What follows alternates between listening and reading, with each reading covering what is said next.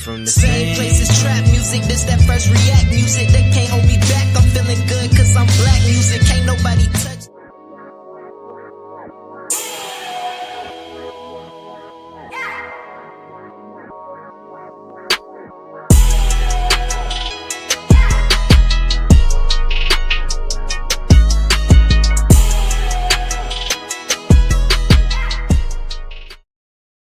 About what's called Looksmaxxing, then your first reaction might be to laugh when you see it in action.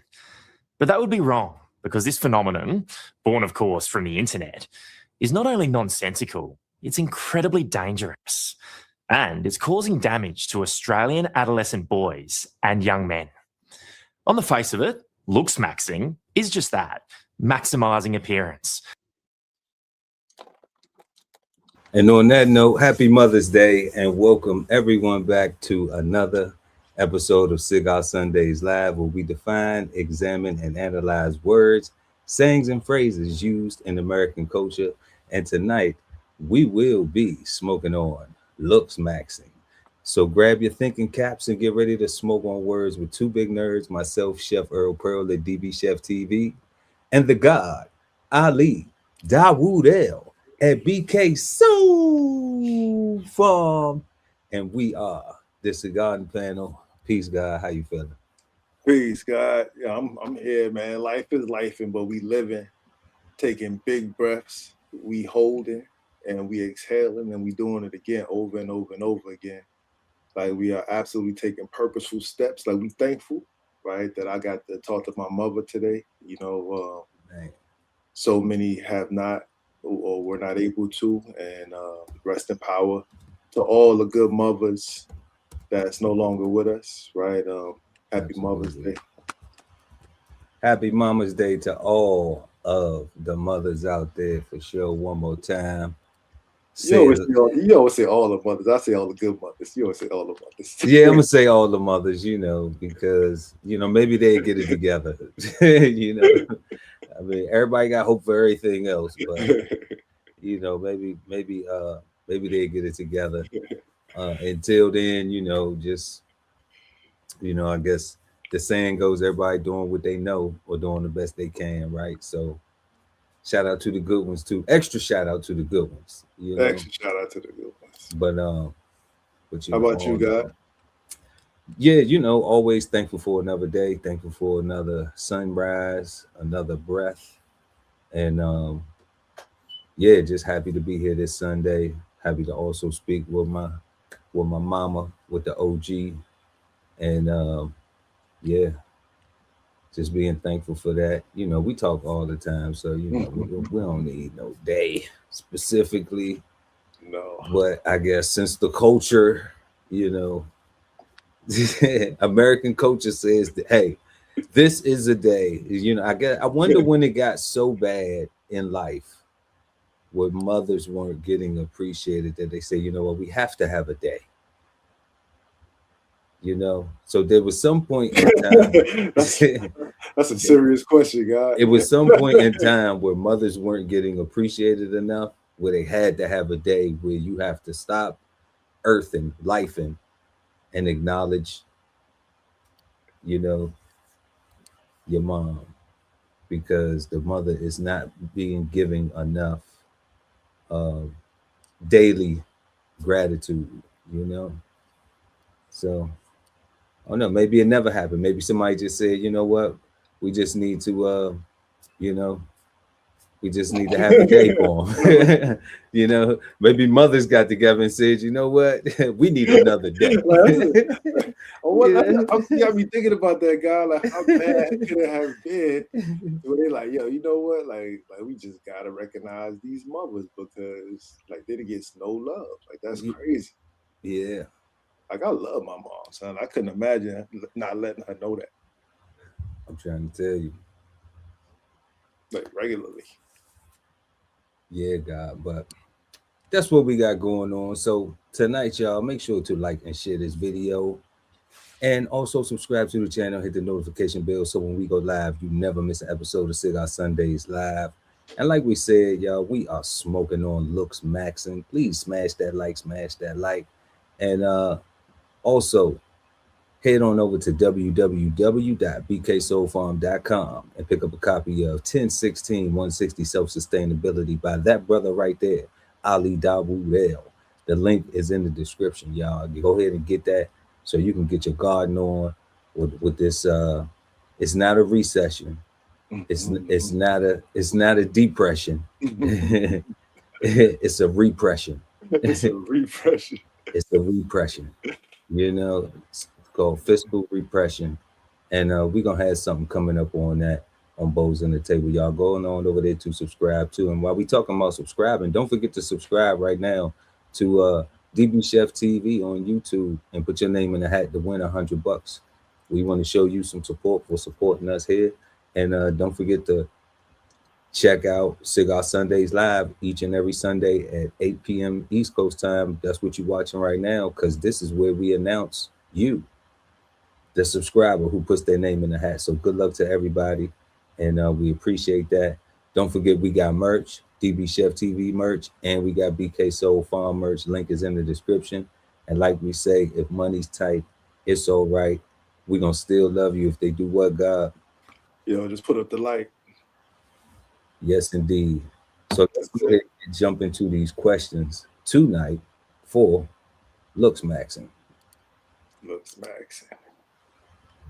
All right. So we just heard a brief introduction of what Looksmaxxing is. And I think it's fair to say that I have no idea what it really is. It's a new thing, doing some research, just seeing a young guy's name who's going to pop up in this video, social content person who kind of like created this whole thing, this whole idea, and this social trend or phenomenon or whatever you want to call it. So usually what we do, y'all, here is we ask, what do you think when you hit a word? And we're going to ask it tonight just randomly, because typically when we have the words that we smoke on here, you know, it's always these meanings. We give all these meanings to words because nobody really takes the time to define things anymore. You know, got a bit, whatever the reason, the logic, the excuse. Remember, we don't demonize the word excuse, because if you had a valid excuse, then you got your homework from school or you could get a hall pass. So remember how it was taught to us. Just remember how now you apply the meaning to it. You always making excuses, right? Okay, well, you only refer to it negatively. You forgot about the other positive side of excuse. So when we look at these words, they have meanings, and that's what we're going to give y'all. We're going to give y'all our meaning. But then the rest of our question tonight that we're going to go through during this conversation, during this smoke, is do you think that Looksmaxxing is in other cultures just with a different name? 3, what are the positives and negatives about Looksmaxxing? 4, will people care about Looksmaxxing in a few years, or is this just another trend? And then our 5th and final, last but never least question is, Looksmaxxing bad, good, or misunderstood? And like I said, y'all, we got a video from 60 minutes. We're not going to watch the whole video. The link is going to be in the description if you want to catch it after this stream. But, you know, let us know in the chat as you follow, as you watch the show, what you think of. Share your comments, exchange your insights. We want to know. But we're going to go ahead and jump into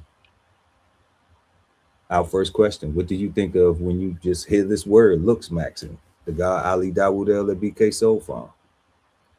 Peace, God. Peace, God. So honestly, I ain't never heard of it either. This is my first time. Never.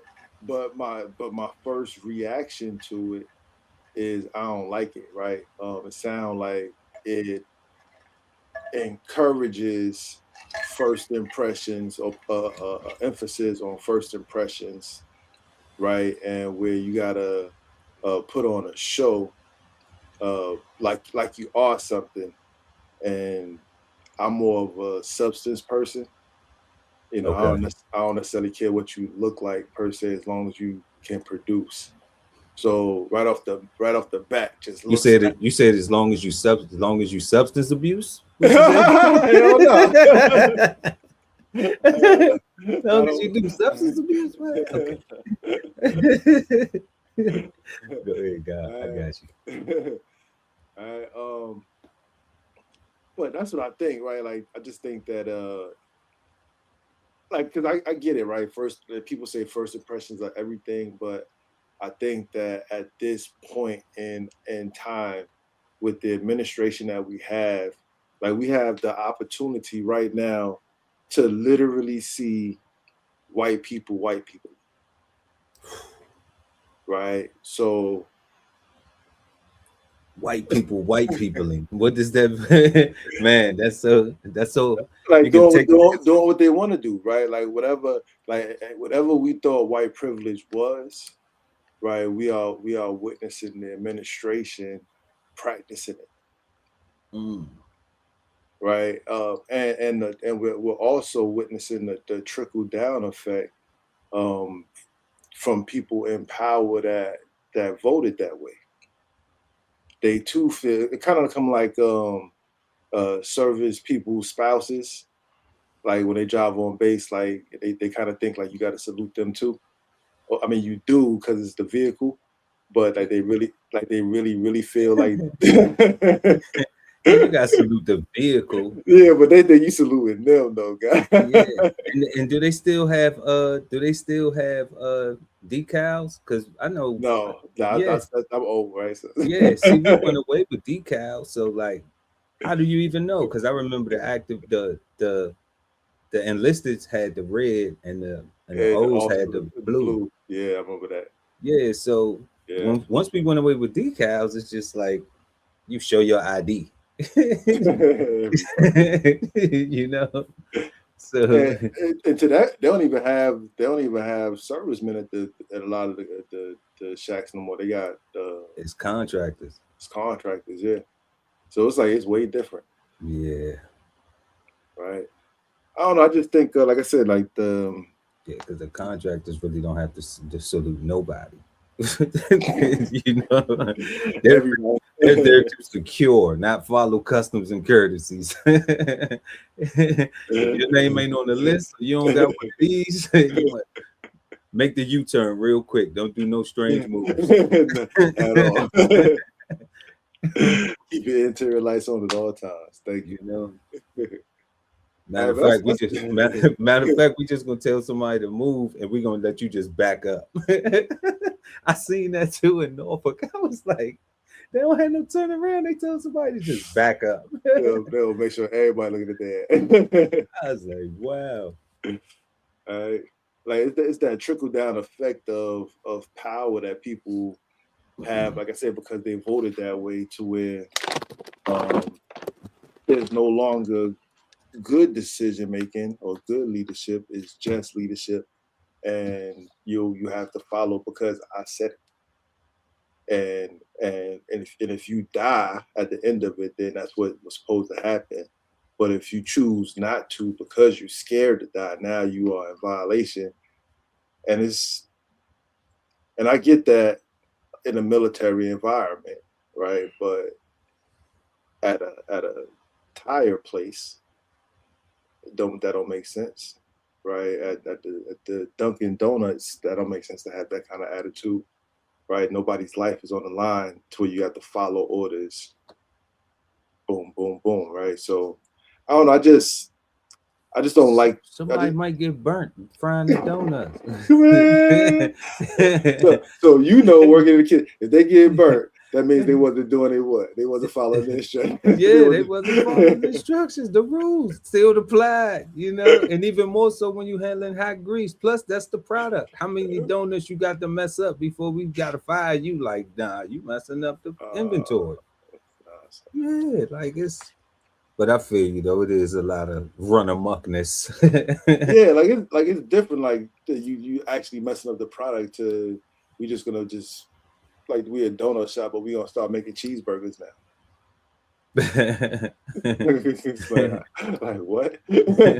Well, can you make a burger? Like you can't hire nobody else.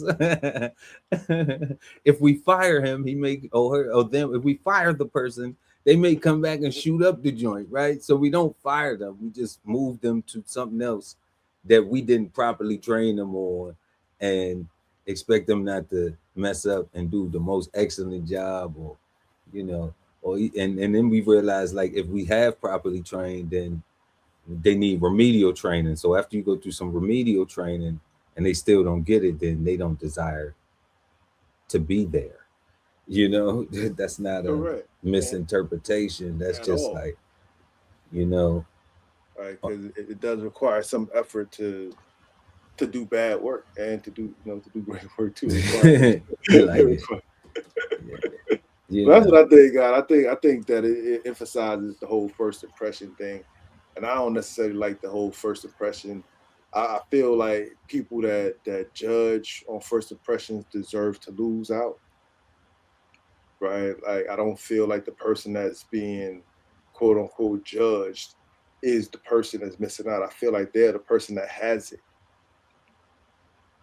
right? They have what the other person need and what's required, and if you don't want it because you don't like the presenter or the quote unquote packaging, then you deserve to go without it. Like you definitely don't deserve to take it from this person after they went through whatever they went through to actually get it. So yeah, I don't like the whole first impression thing. I'd rather you actually get to know a person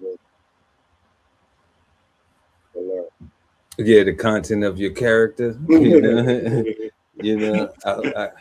I can understand with the complexion why a first impression is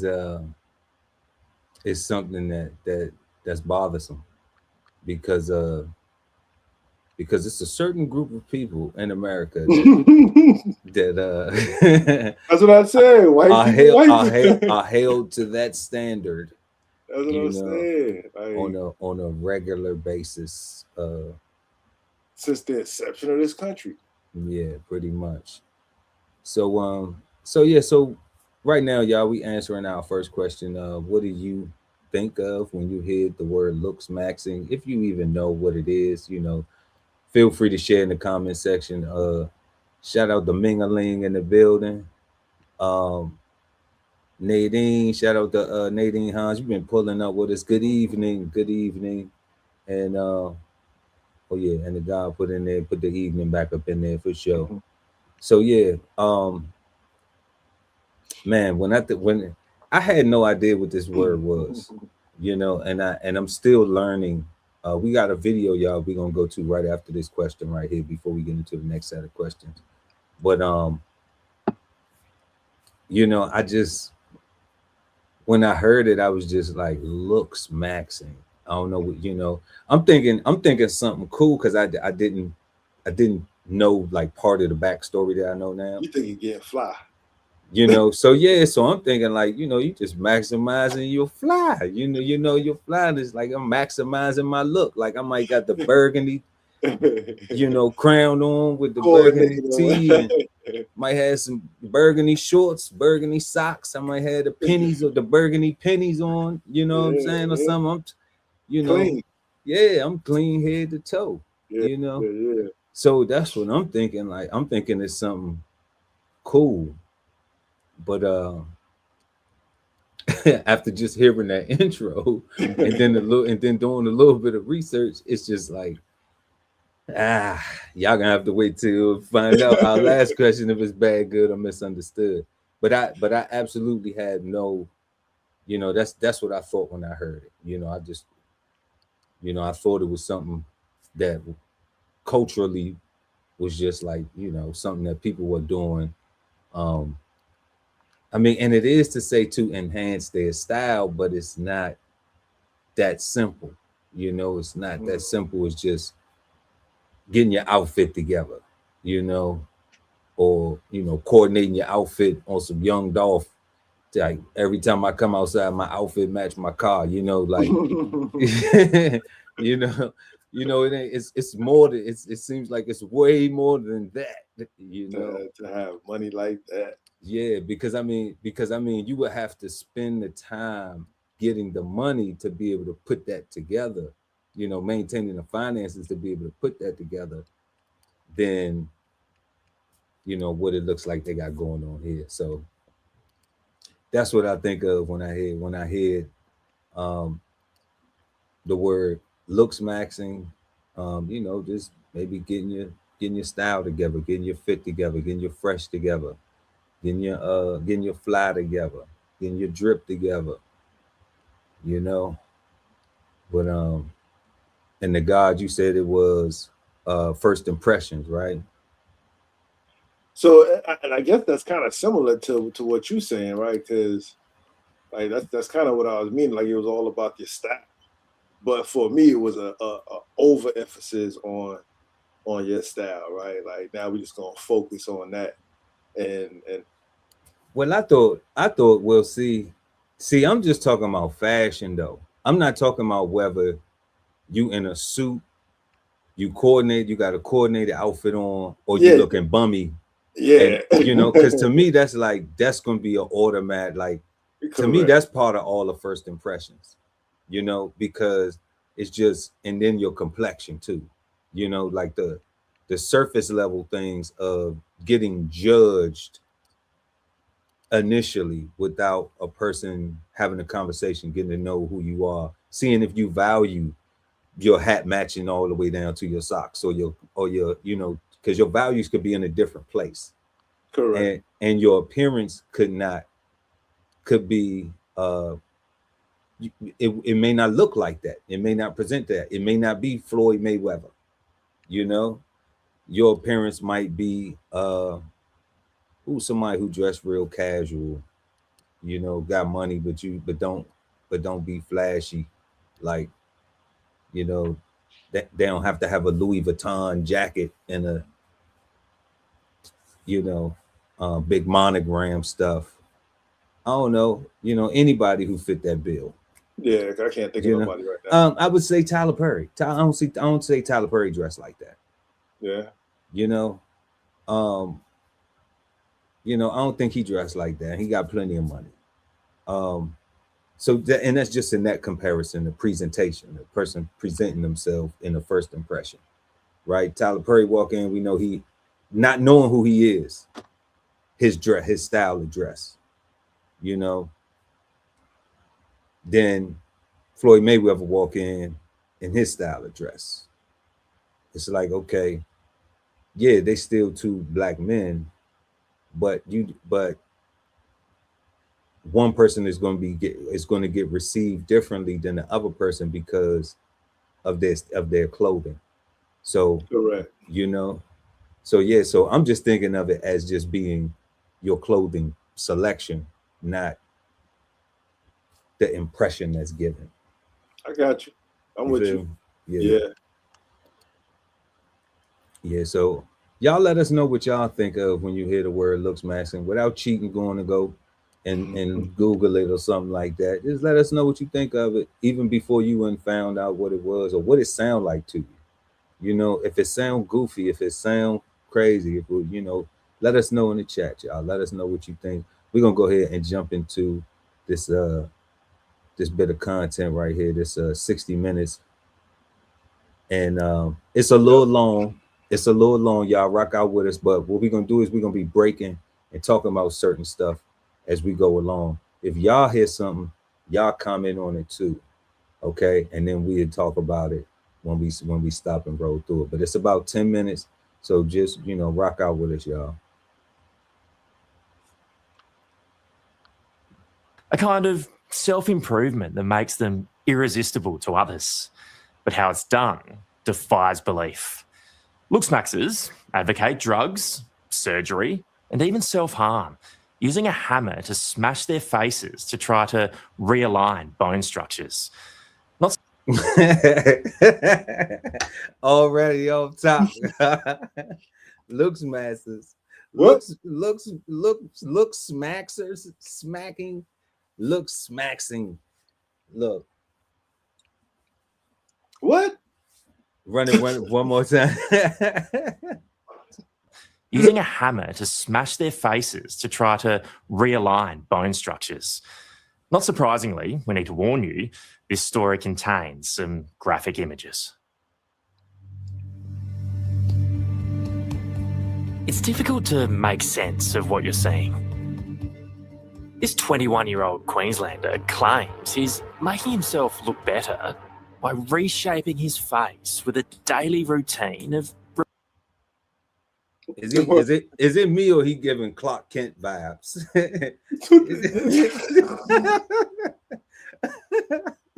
I'm just saying, like, we try. I know, man. Like, what? I already know. Like, what? I mean, you just stand there all day and just jab yourself. I mean,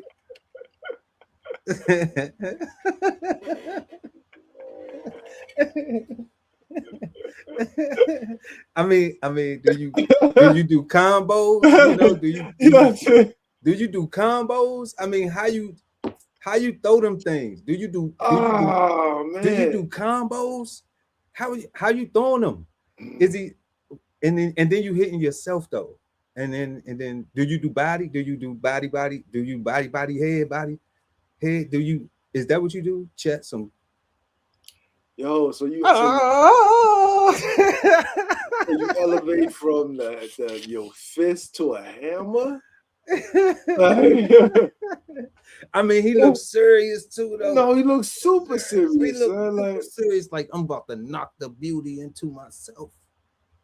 I'm gonna change my jawbone with little jabs. At first, I thought he was doing it for like the makeup part, like to give himself to like the red face or whatever, so he ain't actually got to put makeup. That's what I was thinking. I think he'd go crazy. I think he'd turn up if he make this a little dance. Oh man. He should make it a little dance. He should make it a little dance, a little TikTok challenge or something, man. Cause oh man, I hope not. It's ridiculous. Repeated punches to his jaw and cheeks. Watching it's strange enough, but hearing him talk about it is even more baffling. If you have force to any bone tissue, something called osteocytes will signal for another thing called osteoblasts to essentially grow the bone matrix in that area locally. Where did you learn about this? On the internet.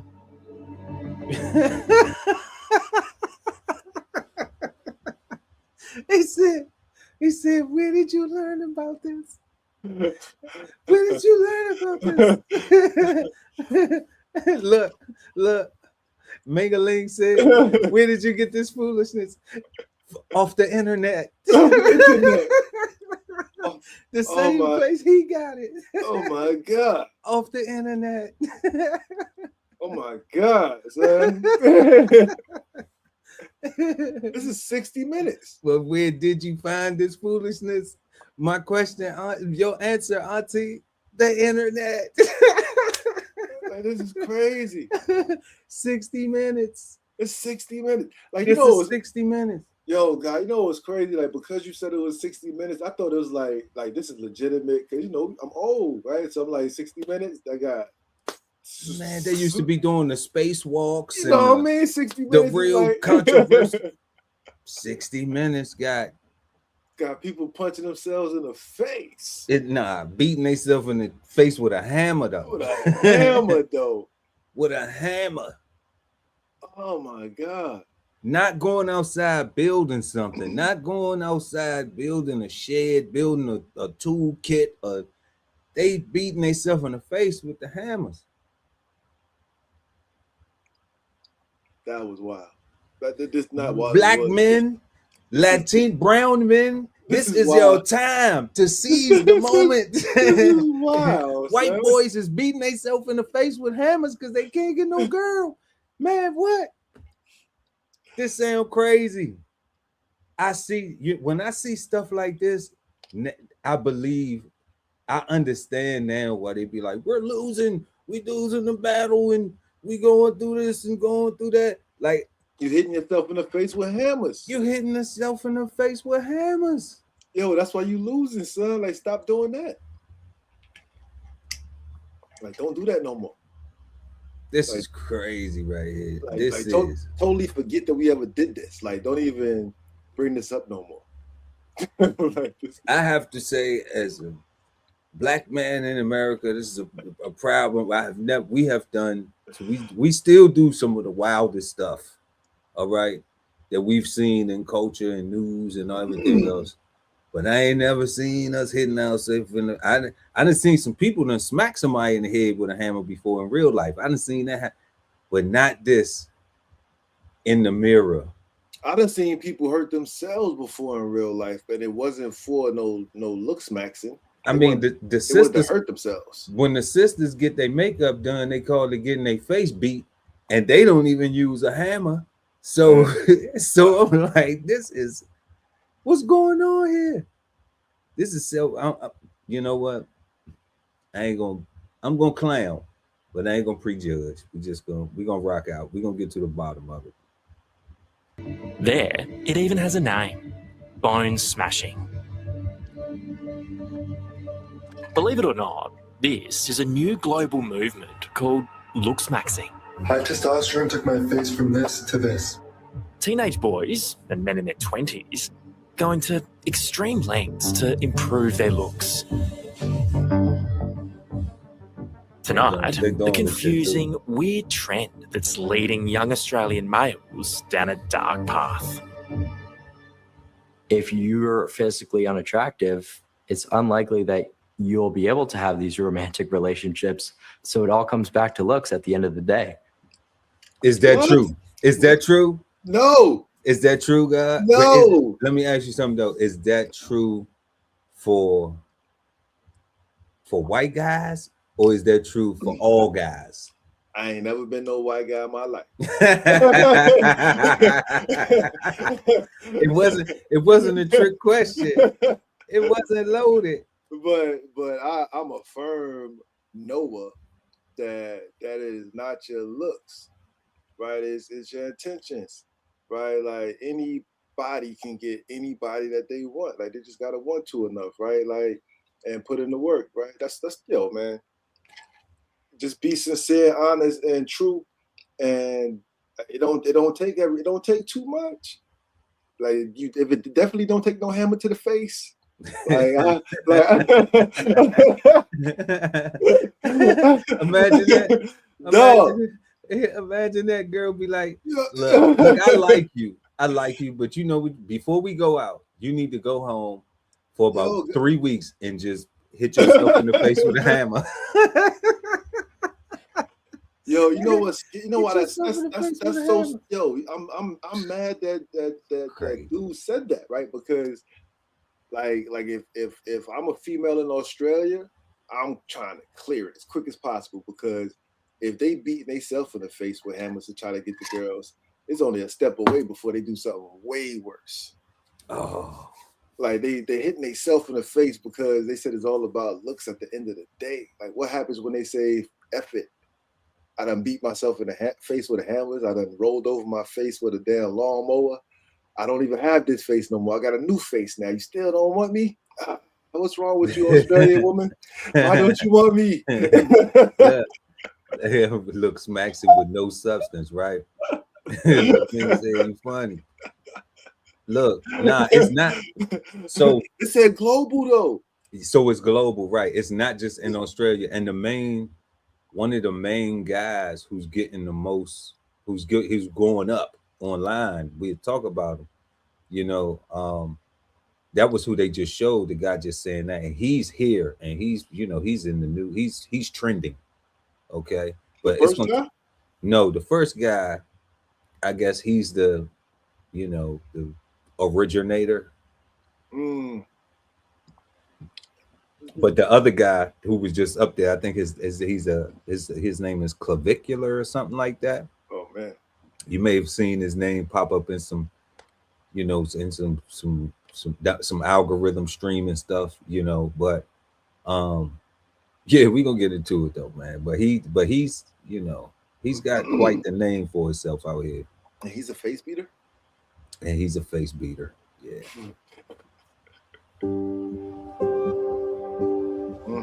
For most young men, mascara isn't part of their morning routine. But Nocturnal Kent, as he wants to be known, won't leave the house without it. What does it do for you? Makes me feel more confident. Do you ever get any funny looks? It's not typically how men go about trying to look attractive, but It is unconventional, but if you do what's ordinary, you stay ordinary. Kent's goal is to be extraordinary, and he swears the only way to achieve that is Looksmaxxing by any means. The challenge in meeting a Looksmaxxer like Kent is deciphering what's real and what's designed to get attention. It genuinely means That was crazy right there, right? To decide what's real and what's it's okay. 60 minutes, they doing their best. maximizing your looks, essentially trying to look as good as you can. If you look really, really, really good in today's world, you have a lot more influence than somebody who doesn't. Is that true? Unfortunately, Is it? that's why I'm saying. I don't like so. I mean, like, let's keep it a So buck. go back to your scenario of the Floyd Mayweather versus the other person, the Tyler Perry.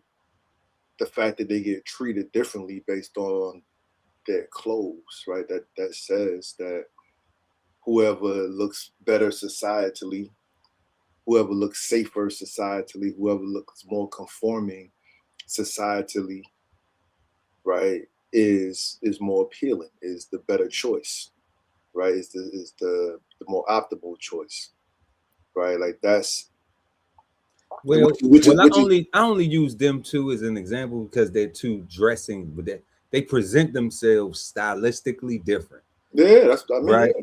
But I'm saying but I'm saying like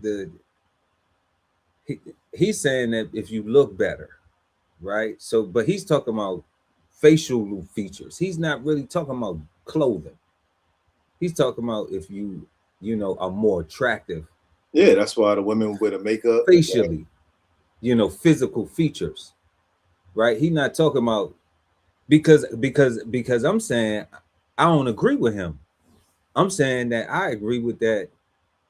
If you somebody that say not so easy on the eyes, I'm saying you could put on them same clothes, all right. all facts. You can be more successful, or let's say not even more successful, whatever that looks like. You could have more money than a person who looks better. The person who is more visually physically attractive, okay, guys, because it differs, is difference for women, but for guys, okay, you can't never act like you ain't seen somebody say, you ain't heard a girl say like he ugly but he got money. All facts. No, I'm just saying, don't take away his statement though, right? Like he ugly, he got money. The only reason he got that girl is because he got money, right? but So he be having a whole bunch of girls though, what I'm he got a saying? whole bunch of money. And the dudes that thinking they look good, they don't have no that's calling another man ugly or listening to the girl call him ugly, right? They don't have no girls. They don't have no girls. They It need just- to go to work and get some right. more money, They just look good, like old right. boy, and get some money. according to they just are more handsomer in that comparison, in that theoretical. But they ain't doing with the dude who they saying is ugly, but he got money. Hopefully he got game or something. Because it ain't gonna just be the money. Like that's even a selective group of ladies. You could still not be as physically attractive. Yeah, what you just said is that's a selective group of ladies. That is. But if you went from not getting no nookie to now this selective group of ladies is now giving you some to you, that's like all the women. But he don't got no money. No, that's not all the women. That's only the ones who on looks. They don't need you to have no money. They want to look at you because they like how you look, right? Physically. You know, okay, so man, we from that community, like, oh, he light skinned, he got green eyes. So girls want to date him because they think if they get a baby, then they baby gonna be light skinned with green eyes or something. So that they can get a better job later on in the future. Or get more girls, right? Like it was always a reason where they thought that child or that offspring would have a better opportunity than they have themselves, right? It was never for, even though it started off surface, it was always had a whole nother reason for it, whether they followed through intentionally or not, right? Like that's what they said out loud most times, right? Like there was always a reason for it. Yeah, even with the guys that I know that get with women that of different ethnicities with different hair, it's always so that their children don't have the same exact struggles, so that they can fit in better to society. They can. It's a transfer of insecurity. It's trying to genetically remove the transfer of insecurity. You know, I don't want my kids to be black as me, or so you know what I mean? Because you hate yourself. Because you hate yourself. Yeah. Right? And I grew up loving myself, right? And I big time. So yeah, like so I don't like I agree with you, like just like you said to the first thing, right? I personally think that anybody can get anybody. Like I don't think there's no limit. You just gotta just want it bad enough to shoot your shot. And I'm saying even if he's streaming and he go up, he gonna get girls. It wouldn't matter, you know. Exactly. Right?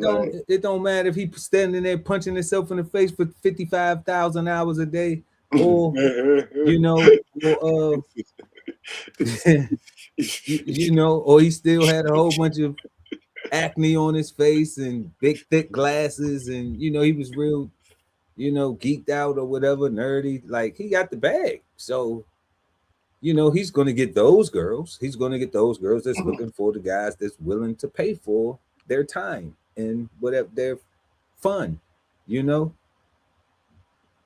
Well, if you trying to have a woman that you're gonna be with, you're not looking in that department anyway, because you know what they for. Correct. You're actually looking for the person that actually likes you. That's gonna help you in whatever it is that you're trying to do, right? That also has a goal, right? A partner. You're looking for a partner, right? Not somebody that can match your Looksmaxxing. Right. Somebody I can max out with for the night. You know?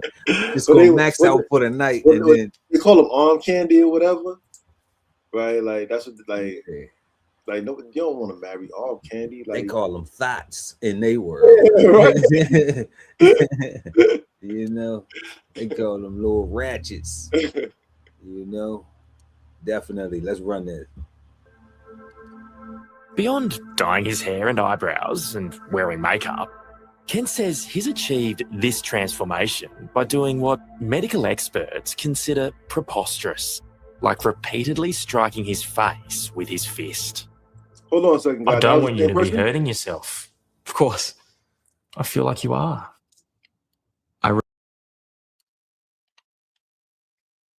That was the same person? Yeah, that's him. That's the same dude. No, I'm talking about the side by side. That was him in both places. Damn, that's crazy. Where we at? That's two different people, right? Yeah, that's two different people to me. Oh, okay, I don't understand why they're showing that. All right. Yeah, if they saying that that's him, you know, like then it's all. It's like it's super AI. That's super AI. Super AI. He needs to sell that hammer. You know, like this. And I'm not saying one is better. Like this is somebody. I'm just saying those look like two different somebody people. that don't even look like he went through puberty yet, or the little ginger kid. You know what I'm saying? And then this dude with the brunette over here with the blue eyes. You know what I'm saying? They don't even look like the two same. The lip structure ain't even the same. Like these ain't the same people. But he beat his lip in. That's what I'm saying. I'm like thinking with the ham. I'm thinking they're gonna swell up. You know. I don't know, guys. Yeah. So nah. That's funny. Yeah, I don't think. And that's definitely not. That's them. That's him. Yeah, That's him. It can't be him. That's him. That's not real. Clark Kent right here. This Superman. I don't want you to be hurting yourself. Of course. I feel like you are. I really appreciate the empathy. A lot of people don't understand how it works. Bone smashing. What a horrible term. What it really is applying a controlled mechanical stress to bone tissue to grow it. Not only that, every day Kent also consumes glass after glass of sugar mixed in milk to, he says, help grow a strong, chiseled jawline. Do you think sugar's bad? In excess, of course. How much do you take? I take about 500. He drinking sugar milk. Yeah.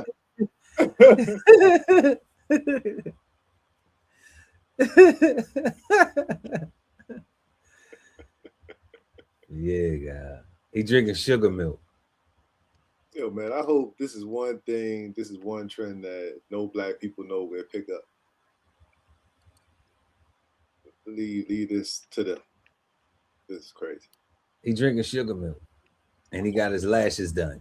He drinking sugar milk with his lashes. 100 grams of white sugar every day. That's a lot. Do you think bodybuilders who eat 500 grams of white rice is just as unhealthy, even though white sugar and white rice are glycemically identical? Inside your body, they're almost identical. Of course, doctors would say that it's incredibly unhealthy. But what Looksmaxxers are terrific at is cherry-picking information online to back up their cause. That's probably going to be a crazy one. So this the guy right here. This the guy who's the United States spokesperson for Looksmaxxing. he's the U.S. ambassador of protagonist. That's crazy. Peters, better known by the alias Clavicular, has turned body dysmorphia into a serious moneymaker. Looks like they're almost ready to go. As the world's most notorious Looksmaxxer, You just go get some Adderall or whatever. he loves basking in the riches and infamy the strange movement has given him. From his mansion in Florida, he's getting ready to chat to 60 Minutes. Dude, oh my God. Mom, get the cameras. This is the breakthrough interview I needed. But even before we start, it's clear we and our crew are already part of his circus. Cancel interview. Clavicular is live streaming every second. 60 Minutes. Australia. Yeah. It's how he makes his money, reportedly earning around $100,000 a month from internet subscribers. You'll get a lot of Aussie fans. Yeah, that's true. There we go. And got it. Clavicular's Looksmaxxing journey started when he was a teenager, injecting steroids. To look good, he now bone smashes, takes copious amounts of prescription drugs, and even illegal ones, like methamphetamine. Do you believe in eugenics? Okay. Huh? Before we even get to this part right here, okay. He started with the roids. All right. You just heard him ask who got the addies. Right. Looked like he was off the wake up looking for an addy, like damn, a cup of coffee or some tea or something won't do, right? Then we got he's doing meth, you know, he's smoking ice. That's crazy. So all of this is part of this encouragement, of this influence. So you can look good because you care that much about how you look physically, right? But what about crystal meth rot your teeth and all that stuff, right? I mean, I guess you could get a fake set. You know, you can get the nori pack or the big meat pack or the 50 cent grill. You know what I'm saying? Like the Rick Ross set. You know, I mean, a lot of guys got them teeth. You know, some of them look good, some of them look a little crazy, but you know, Camerons. The Cam Killer got them joints too. Yeah. So, but I don't think them guys got it from doing meth. You know, none of them guys. You know, maybe eating candy and not brushing their teeth. Ain't nobody got that much bad teeth genetics. You know what I'm saying? But all of these drugs come with this whole, you know, it seems like it's a packaged lifestyle. If you're gonna follow the trend, you got to do it all, right? Nobody want to half step. They want to do the whole trend, right? Because then if not, then you faking it. No, you're not a Looksmaxxer because you didn't use meth. You're not a Looksmaxxer because you don't use meth to ease the pain from smacking your face with a hammer all day long. You know, you're not supposed to use, you're supposed to take oxy and meth and a addy too. Like you just everything. You know, oxy for the pain, addy for the gain, meth for the. You nuts, God. Thanks. Yeah, you do. Okay, Okay. that's a loaded question. That's a complex one. He's so outrageous, he's gained huge social media traction, where the algorithms are helping him peddle dangerous ideas to impressionable boys in Australia and around the world. Let's see, with great power comes great responsibility. When did you start taking testosterone? When I was 14 years old. 14 years of age. Mm-hmm. What possessed you to start doing that? There's no reason for me to go to the gym and work out in any way other than the most efficient one, and that was with anabolic steroids. So it's sort of like a cheat code. What about bone smashing? Well, it's exactly how it sounds. I mean, you're just creating microfractures in specific areas of your face, and the idea behind it comes from Wolff's Law, right? So when you break down a bone, it grows back stronger. And meth. I've seen you say you take meth. Why would you do that? Why? Stimulants suppress your appetite, and that is a stimulant with a very long half-life, meaning the suppression of your appetite lasts the entire day.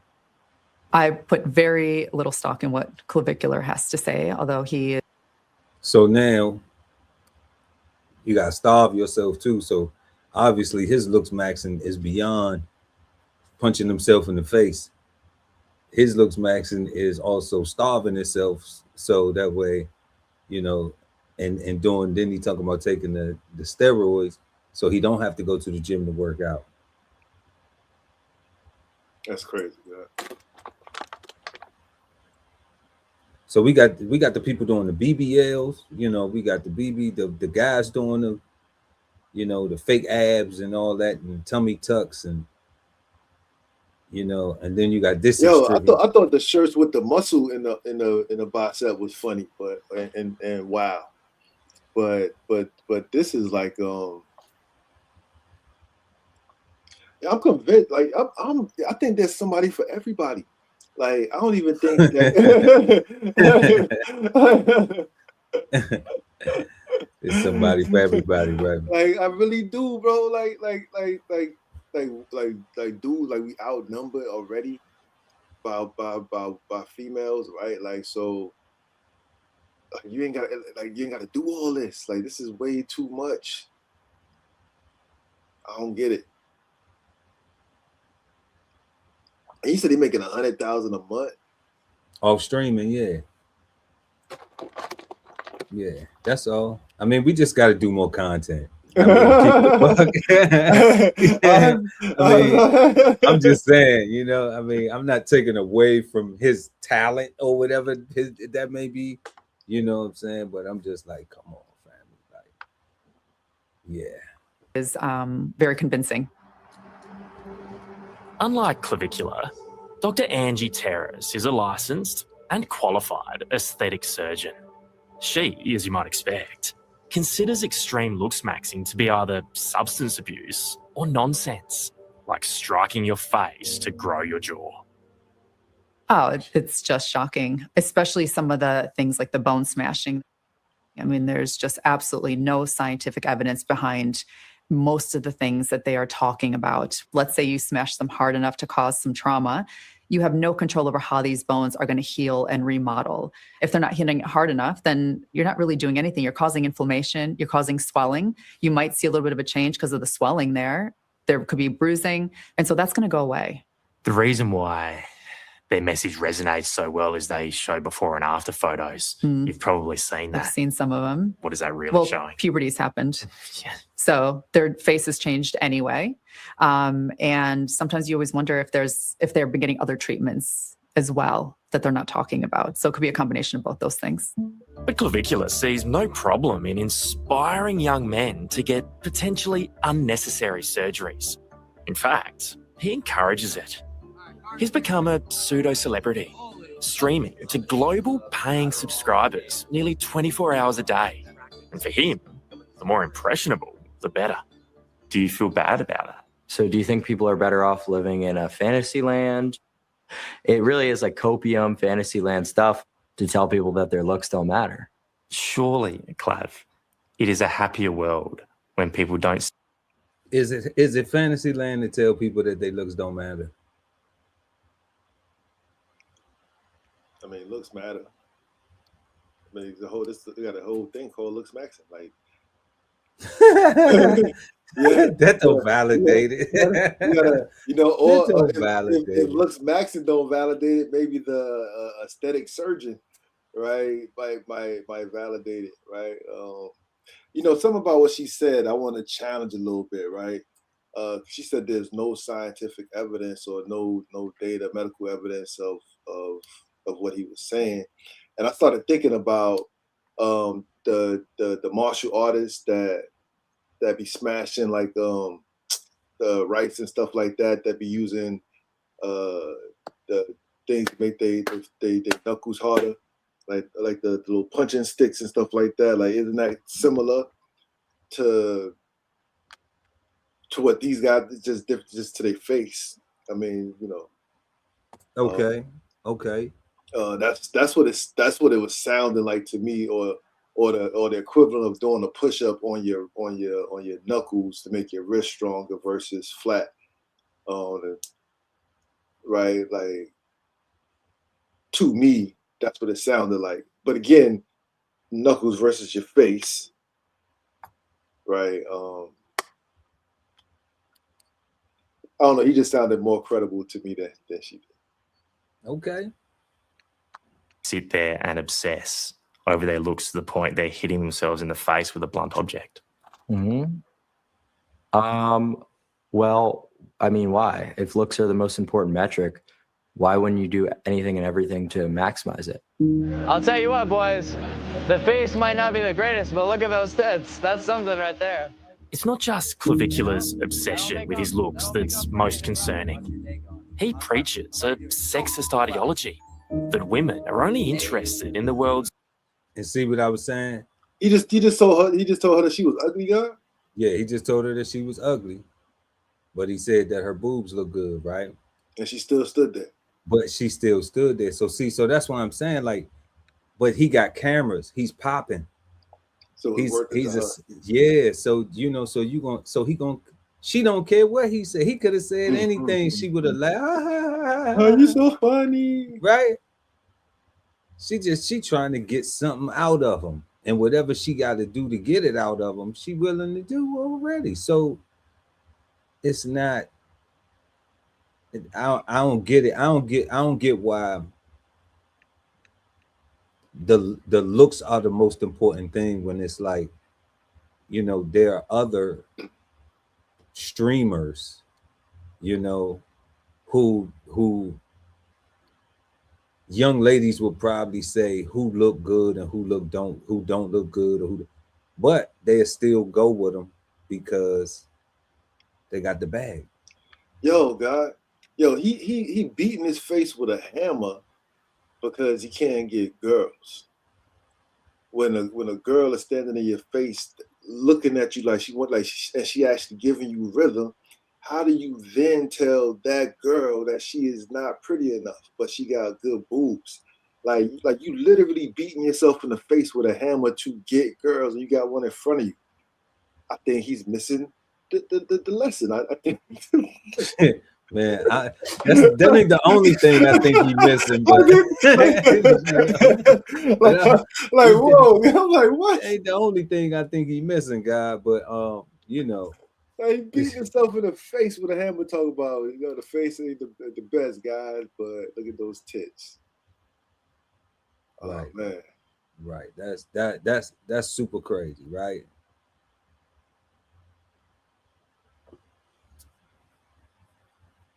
She ain't cute. And we gonna tell her and the world she ain't cute. Okay. You know, they say beauty is in the eye of the beholder. So, you know, world's most attractive men and will withhold sex from any man who doesn't measure up. So if you're gonna try and kiss me, don't bother. I'm not gonna get It's misogyny that mobilizes Clavicula's followers as his beliefs play out over and over again on social media feeds. I think that young men are arguably living in the worst dating market that has ever existed with, you know, a lot of the tendencies of modern women. We take a look at, you know, all the stats that are released by like the online dating apps and how the bottom 80% of women are going for the top 20% of the profiles on there. You could overcome a lot of disparities by becoming rich, by becoming famous, or whatever type of success. But if you're not physically attractive, then you won't be able to really have lasting relationships with women. I would disagree and make the argument, Clav, that character, personality, maturity, intelligence are far more important than appearance. Do you think I'm wrong? Well, bingo, there it is. But those are all perceived entirely differently, once again, based on your looks. So you're absolutely correct. You're just forgetting that key piece of nuance. What? That is kind of the reason that my message resonates so well.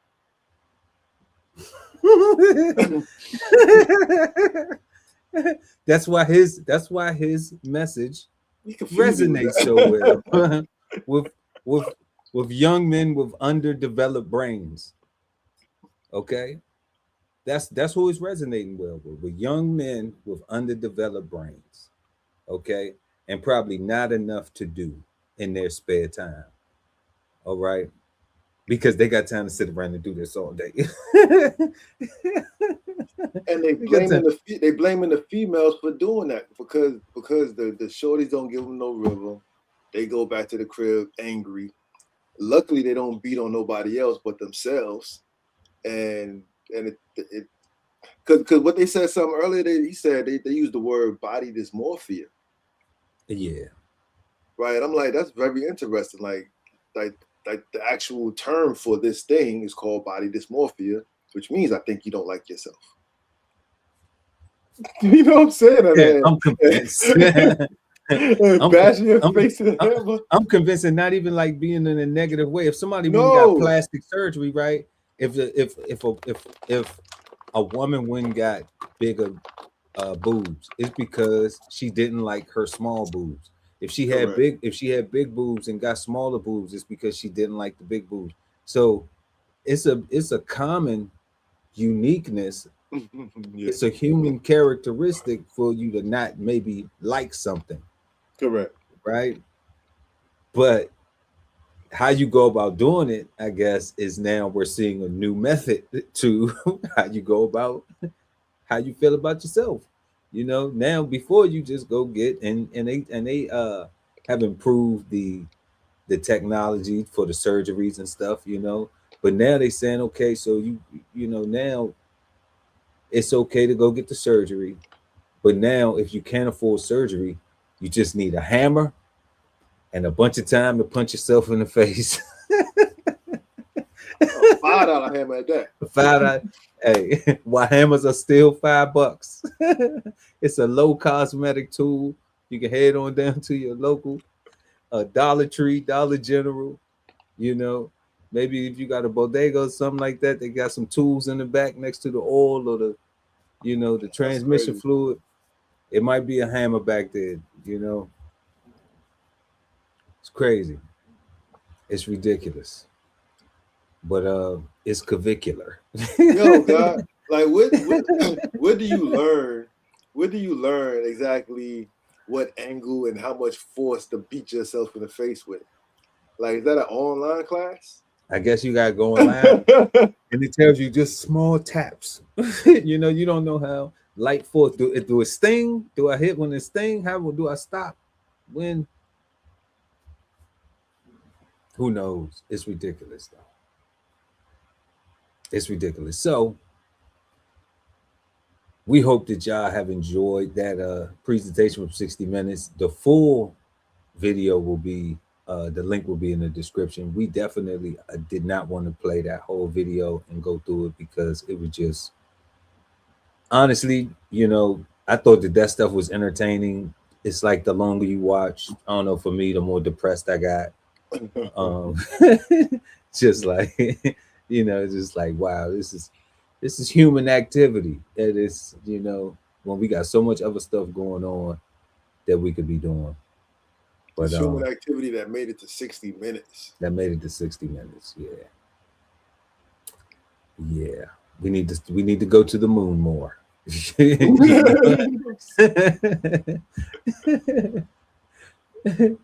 So smash that like button, y'all. We appreciate everybody for pulling up. We got a couple of in the chat real quick.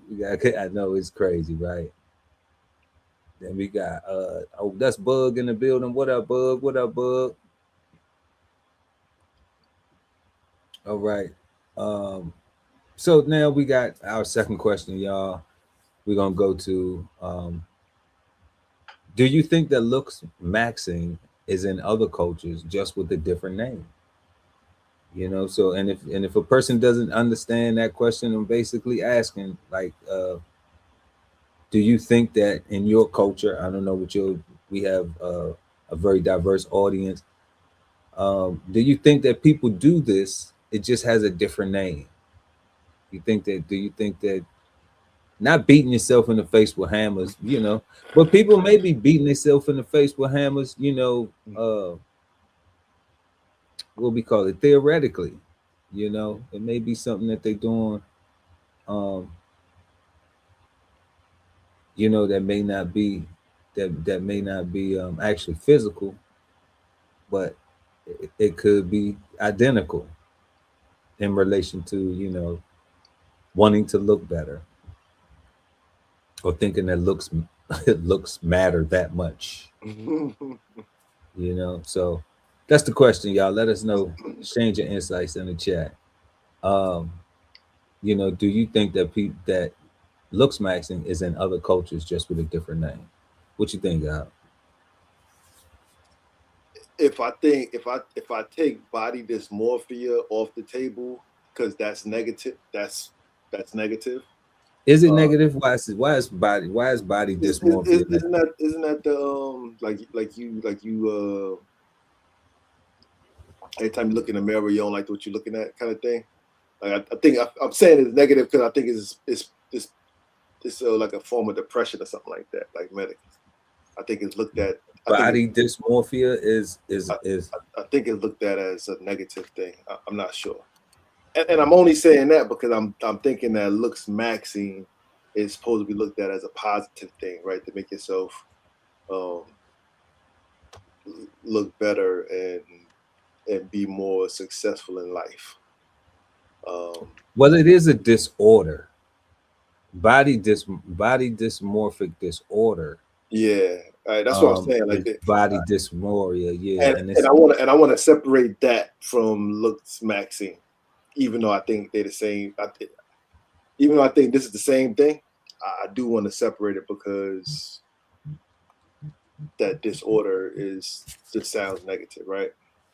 It says a pathological preoccupation with an imagined or slight physical defect of one's body to the point of causing significant stress or behavioral impairment in several areas. So a pathological preoccupation with an imagined or slight physical defect of one's body to the point of causing significant stress. Yes, and I think if I can't So you get don't- a girl because my face is not attractive enough, so I need to beat myself in the face with a. That seems pretty pathological to me. But I just didn't want to say that, right? Because why? That's the definition. Oh, oops. Oops, my bad. You know. But besides body dysmorphia, then I don't think I don't think nobody else is doing this. I hope not. So I'm scared to even ask my son if he even heard about it because I don't even want him to look it up.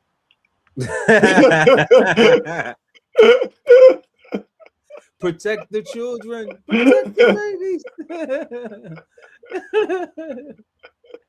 Oh, man. You say you don't even want to ask the God. Man, do you think that Looksmaxxing is in other cultures with just a different name? I mean, I could wrap my head around it to where it's like, you know, people do have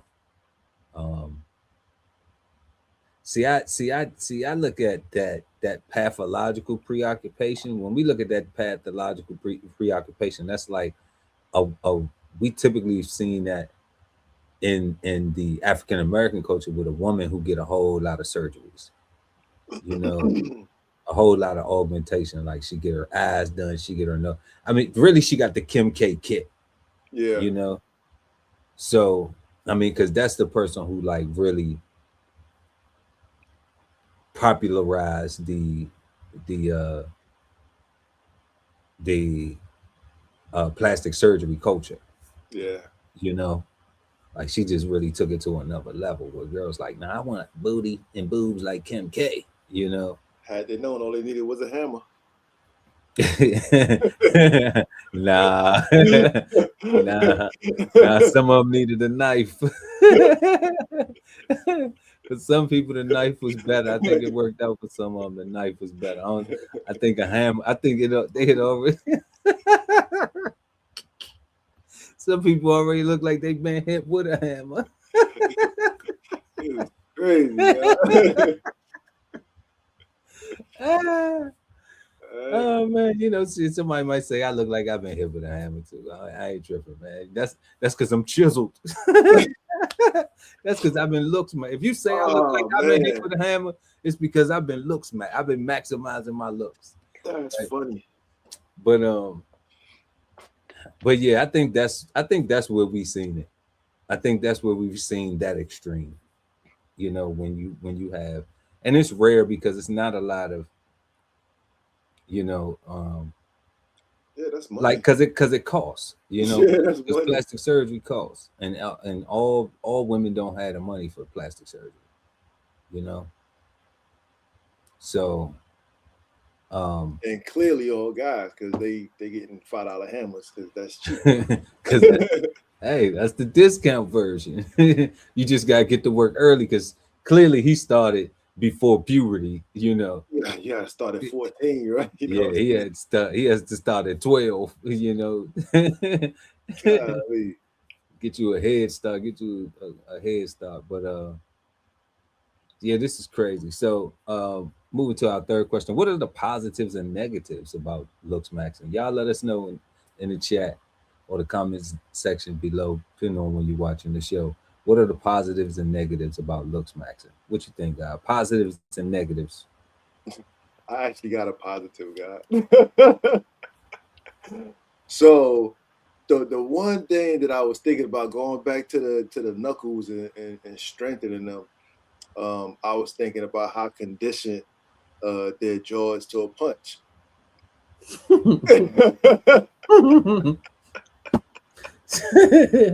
Not really. I know, Not really. but it takes their flinch away, right? It takes them a little bit. That's the only positive I can think of, man. Take they flinch away. No, because if you land it right, they going good night anyway. Like, yeah, I watched the video that yesterday, and it 100% said no matter how much conditioning you do, if you land it right, they definitely going good night. Right? That's it. So, oh, there go my positive. Yeah, that's all it took. It ain't. Yeah, all I got is negative, man. Like, let's start with you beating yourself in the face with a hammer. Let's or we could start with the mascara, the makeup, right? There's a whole thing going on with the forever chemicals and all that stuff right now, right? So, men are not accustomed, in my mind, to wearing makeup and doing all that stuff. So you don't know how those chemicals might react to our hormones and stuff like that, and they might affect you differently than they affect women. Who knows? Right now, you're gonna give your eyes eye cancer or something like that from the makeup, right?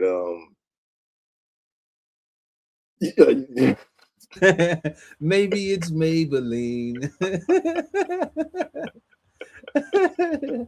All right. It's crazy.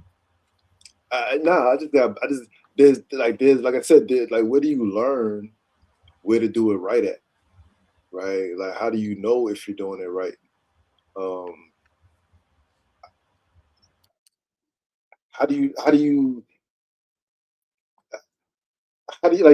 you mark it to make sure that you get yourself in the right spot so it's symmetrical? Like, I just feel like you got to be super smart to do stuff like this. Kind of like the aesthetic doctor, right? Like the plastic surgery, you got to be like a whole doctor. Super smart to smack yourself in the face with a hammer.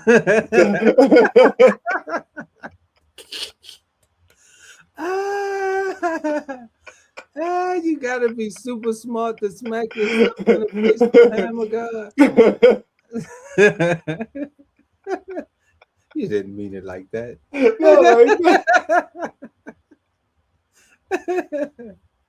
But somebody's gonna take it like somebody's gonna take it like that. God forbid.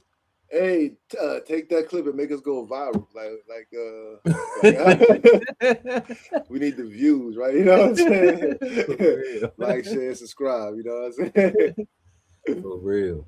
But nah, I don't have any positives, guy. It's just all negatives. Like, even looking at that young man, I didn't even like the 100,000 a month bothers me.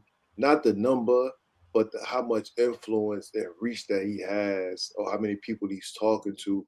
Like, that bothers me. That scares me, because that young man, like, he's doing the most. He's doing everything, like to the point of even starving himself. So it's like, I don't understand, like, how you starving yourself, beating yourself in the face with a hammer, and talk about you looking for a long-lasting relationship, while calling a girl that's standing in front of you, that's giving you mad rhythm, ugly, but you got good boobs though. He on drugs. He on drugs, God. You heard him say all that. The all meth. that stuff he gotta take, all that stuff he gotta take to convince himself that this is real, and then I look good today. I can't. You know, I always hear people say, you know, you can have successes just if you're willing to do the things necessary to get it. This is crazy that you get rewarded, that you know, because I mean it's a whole we having a whole conversation about it. Yo, and we having a conversation because he told that young lady that she was ugly and had good boobs, and she didn't walk away. Right, so it makes it worthy of us having a conversation about it, because it's like a whole thing. Because I'm saying like, yo, he like, I feel like he should have got leaned on. Like, you just can't tell someone like that was mean. Like, yo, that was just mean for no reason. Like, why'd you do that? Maybe she was a bottle girl and she had to get a tip that night regardless. You know, it's okay. He's a streamer. You know, most rich people are a-holes anyway, jerks or something. And we looked it up, and when we looked it up, and by right, they got the money to be arrogant. So, you know, she may have she may have that experience. Yeah. You know, I don't have that experience, you know, but I don't have boobs either, you know. And I'm not and I've never been a bottle girl ever, or a bottle boy. So hell nah. You know, I don't know what her capacity was in that little snippet, but positives and negatives about Looksmaxxing. Y'all let us know in the chat, y'all. Man, I don't. It's hard for me to see I always try to see a positive out of everything, you know. But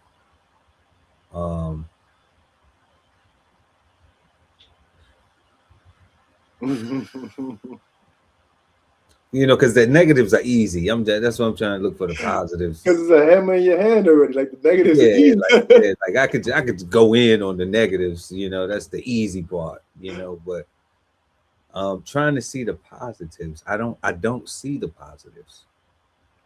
I honestly don't. I don't see where a young person, and let me break it down real quick, y'all. I don't see the benefit and value of a young person being an adolescent young man.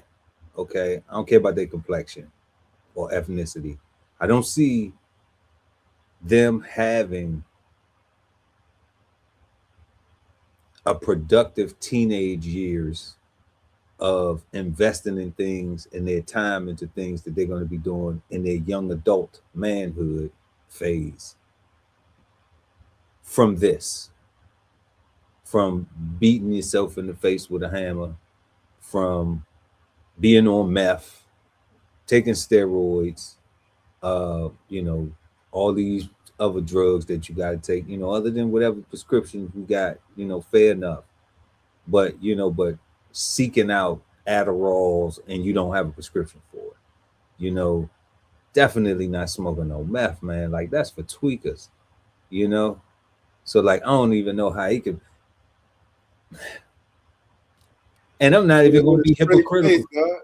Like, I'm not even going to be hypocritical. Like, I don't agree with everybody being on liquid heroin in the hip hop industry, you know, calling it scissor, because it's liquid heroin. I don't agree with everybody being dope fiends. Okay. Rest in peace to Big Scar. You know, he passed away. What's with the other brother name? I used to rock with his music, man. I gotta listen to him again. Dag, I can't think of bro name, but he was on the plane. He came back and he you know, he died of a drug overdose. I mean, we done had Pimp C died of a drug overdose. You know, Whitney Houston died of a drug overdose. So like, man, drug. What's his name? I can't think of bro name, but Juice WRLD. Juice WRLD, rest in peace, Juice WRLD, man.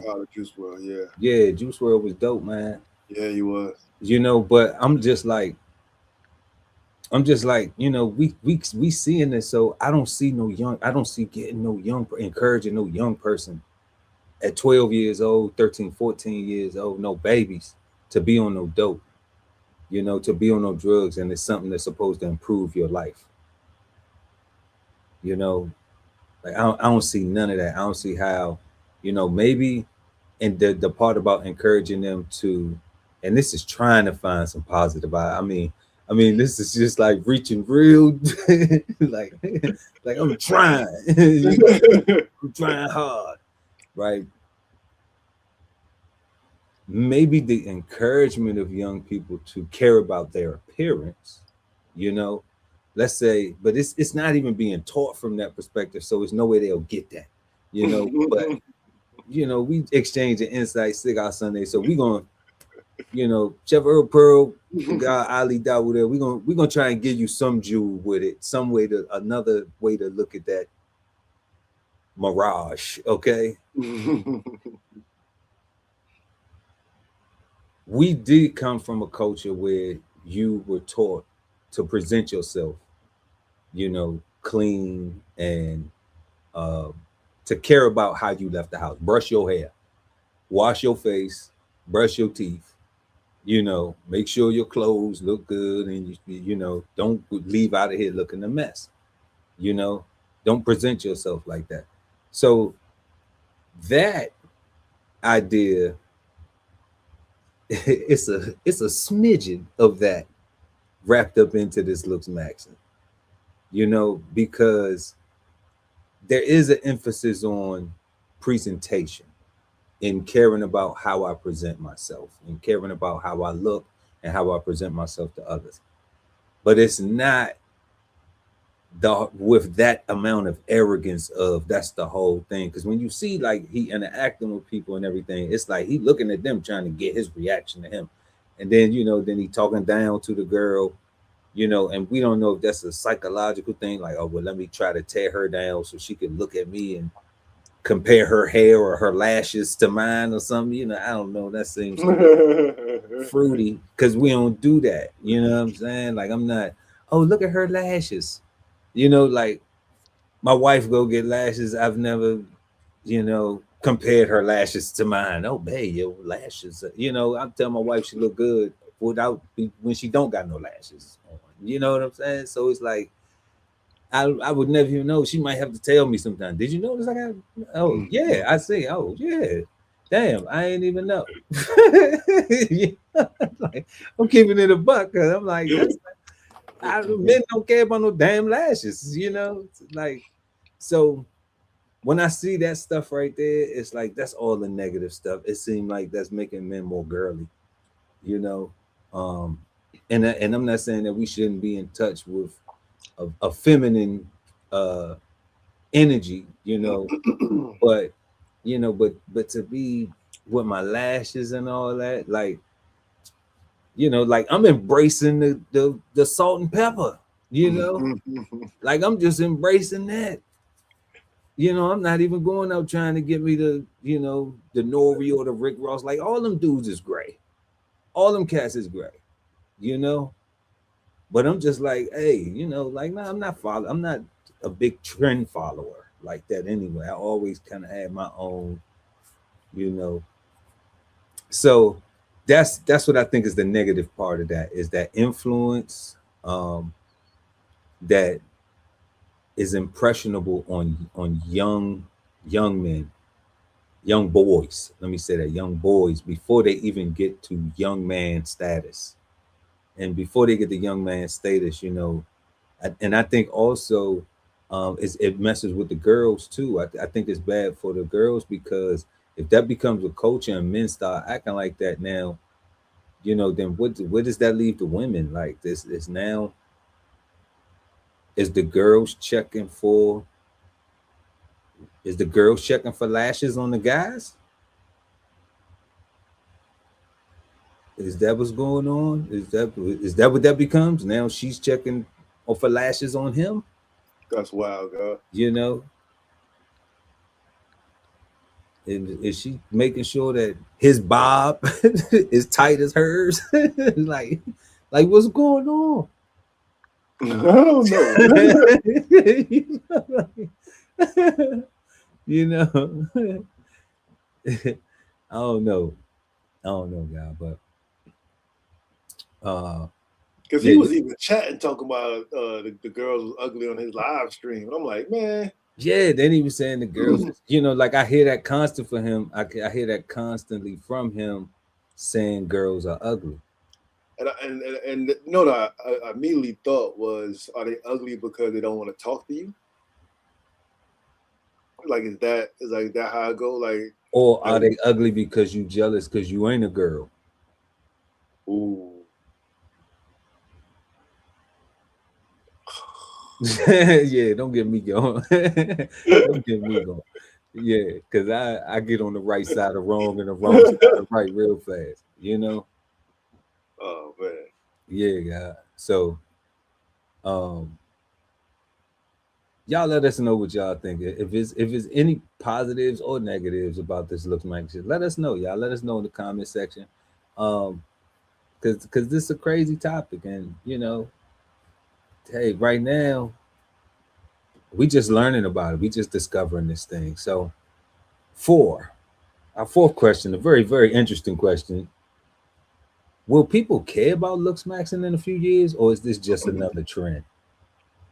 What you think, God? Based on this, you know, what we're seeing, the development. It is on 60 Minutes, but there's been a lot of stuff on 60 Minutes that we ain't heard no more about in a long time. So do you think it's just a trend? It's just a phase? This will dwindle out. Young men will, you know, max out of this Looksmaxxing thing, and this will just fade. I hope it do. I hope it fades. But my fear is the fact that it did appear on 60 Minutes. Yes, a lot of things have come on 60 Minutes in the past that we haven't heard about. But just because we haven't heard about them did not take the relevance away from those things or the impact from us of those things, right? And I'm gonna go back to that 100,000 a month. To your point just now of the influence of the young boys, like that's my fear, right? Like that 100,000 a month is a lot of young boys that are consistently subscribing and getting on timing. You know, they beating their face to the cadence. You know what I'm saying? Like 1, 2, 3, 4, 1. You know, they just. So I hope it's a trend that dies soon. But the fact that it came on 60 Minutes and he got so many followers, I feel like this. Yeah, I think this is going to be why robots are going to replace us, as far as, you know, not us, but a lot of those bums out there that's looking. You say this why they bringing in the bots. So them guys can stay at home. Just stay at home and beat your face in. Just stay at home and beat your face. Beat your face. You know what I'm saying? Like crazy. Everybody, like the girls in your face already. You talking about she's ugly. Like even if you thought she was ugly for real, like she's already in your face. She already in your face. You could have gave her a compliment just to get that, break the ice, you know. But that's the ice break.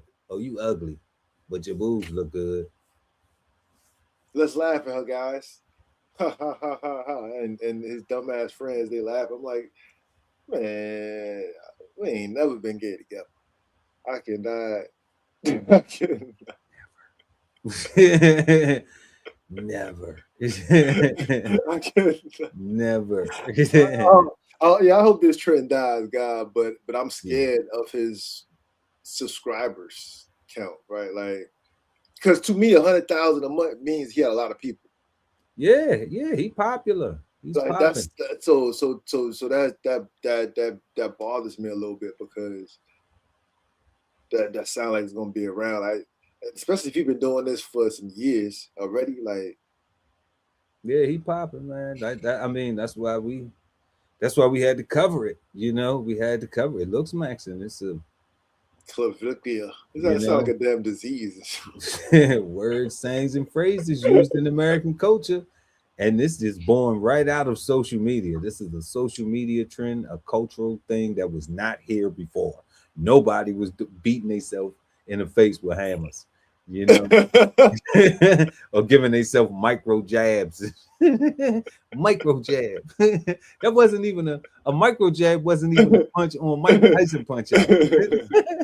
So he didn't get that from a video game. He just, you know, I can't. And he said he got it from the internet. Yeah, he got it from the internet. I'm like, where did you, I don't even want to know. What was he looking up? I don't know. I don't even know. It's crazy, but yeah, I hope this trend dies. You know what I'm saying? You know, will people care about Looksmaxxing in a few years, or is it just another trend, y'all?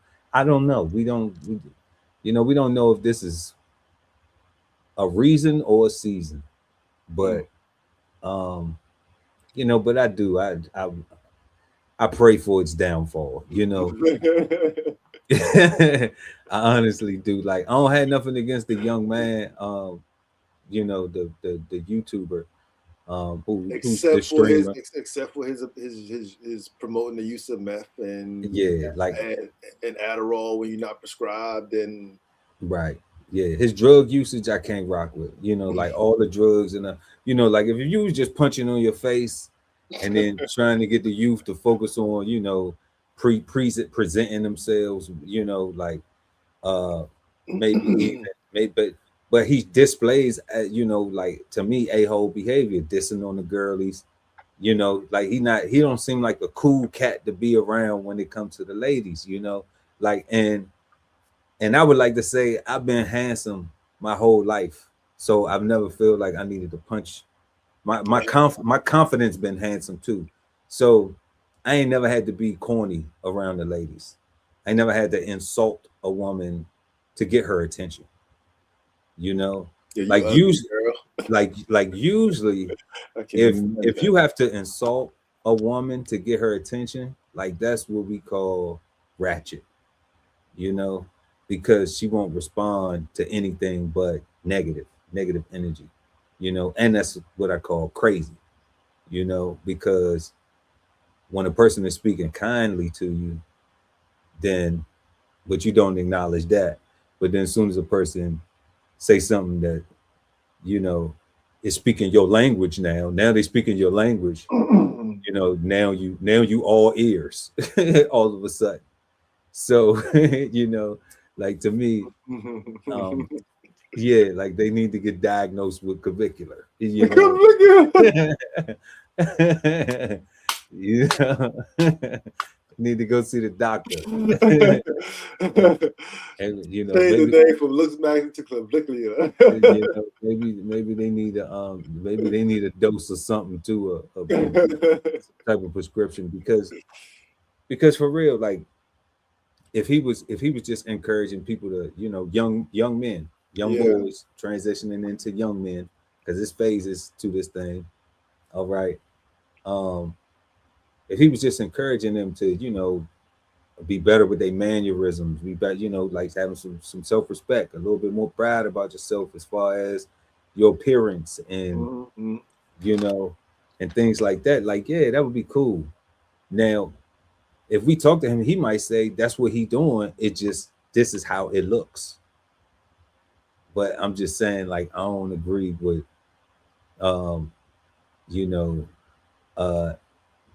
ignorance in no form, you know, and no shade, right? It's like, so ignorance is ignorance, you know, and encouraging people to do drugs so that way they have to sustain what he's presenting as a healthy lifestyle for a long-lasting relationship. Because you want to have a long-lasting relationship, you want to have more success, and you know, like, so that it's a healthy lifestyle. When you're having success, you want to be able to live long enough to spend the money. You know, you want to build relationships and stuff that you can see manifest into things. Those relationships that he's talking about, so you can see them grow from one thing to one thing, so you can learn, have a bad one, learn what not to do, how to self-improve, how to, on another level, on a more human level than just how you look in the face. You know, you gonna learn how to communicate better, how you talk, you know, how you socially interact, regardless of just because you think you cute. You know, but yeah, y'all, yeah, we're gonna take a break from that real quick, and we're gonna go ahead and jump into these flavor bombs for tonight. This whole show feel like a flavor bomb. All right, y'all. So we got the flavor bombs, man, and we got El Chapo asking the feds to just let him go. Let me go.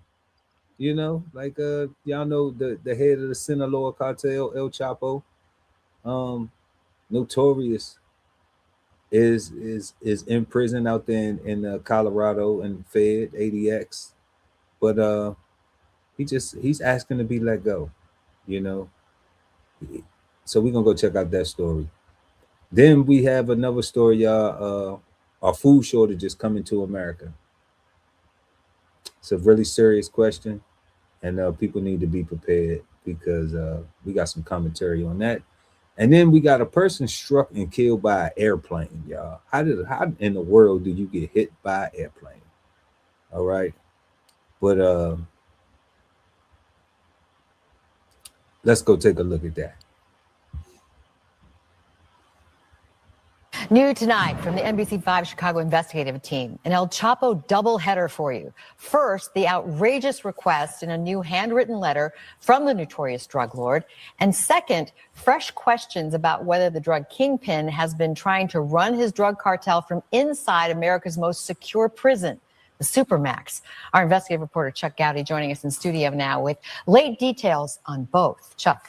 Allison, there has never been an escape from the Colorado Supermax prison since it opened in 1994. Tonight, the incarcerated drug magnate known as El Chapo had an escape plan, but not the daring kind he previously used to break out of jail in Mexico, a contraband motorcycle through a secret tunnel.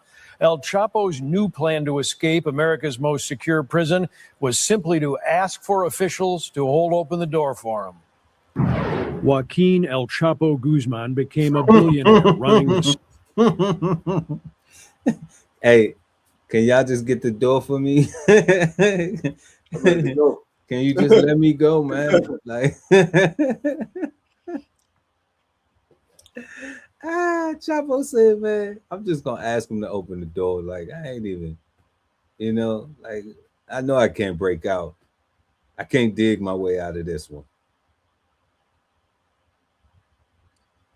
Sinaloa drug cartel in Mexico that federal law enforcement agents say is still responsible for the lion's share of all illicit drug sales in Chicago. A decade ago, El Chapo was caught in a firefight in Mexico, extradited to the U.S. and sentenced to life in prison. Here at the nation's Supermax, top security prison in Colorado, where no one has ever escaped in more than 30 years of operation. Now, in a series of new pen and paper letters from El Chapo himself, the world's premier drug trafficker claims his jailhouse treatment is inhumane. Now, he said,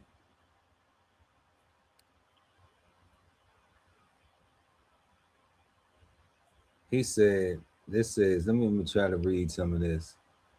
Hi to the District of New York. This is Joaquin Guzman from another country that are asking for documents of my case. On these documents of the USA wasn't proven for my cruel punishment in the district courts of Brooklyn. I am also asking for my life for my file of the law, or seeing how the jury. Okay, so he trying to figure out how to get his. He asking for discovery. That's what it sounds like. It sounds like Chapo got railroaded, man.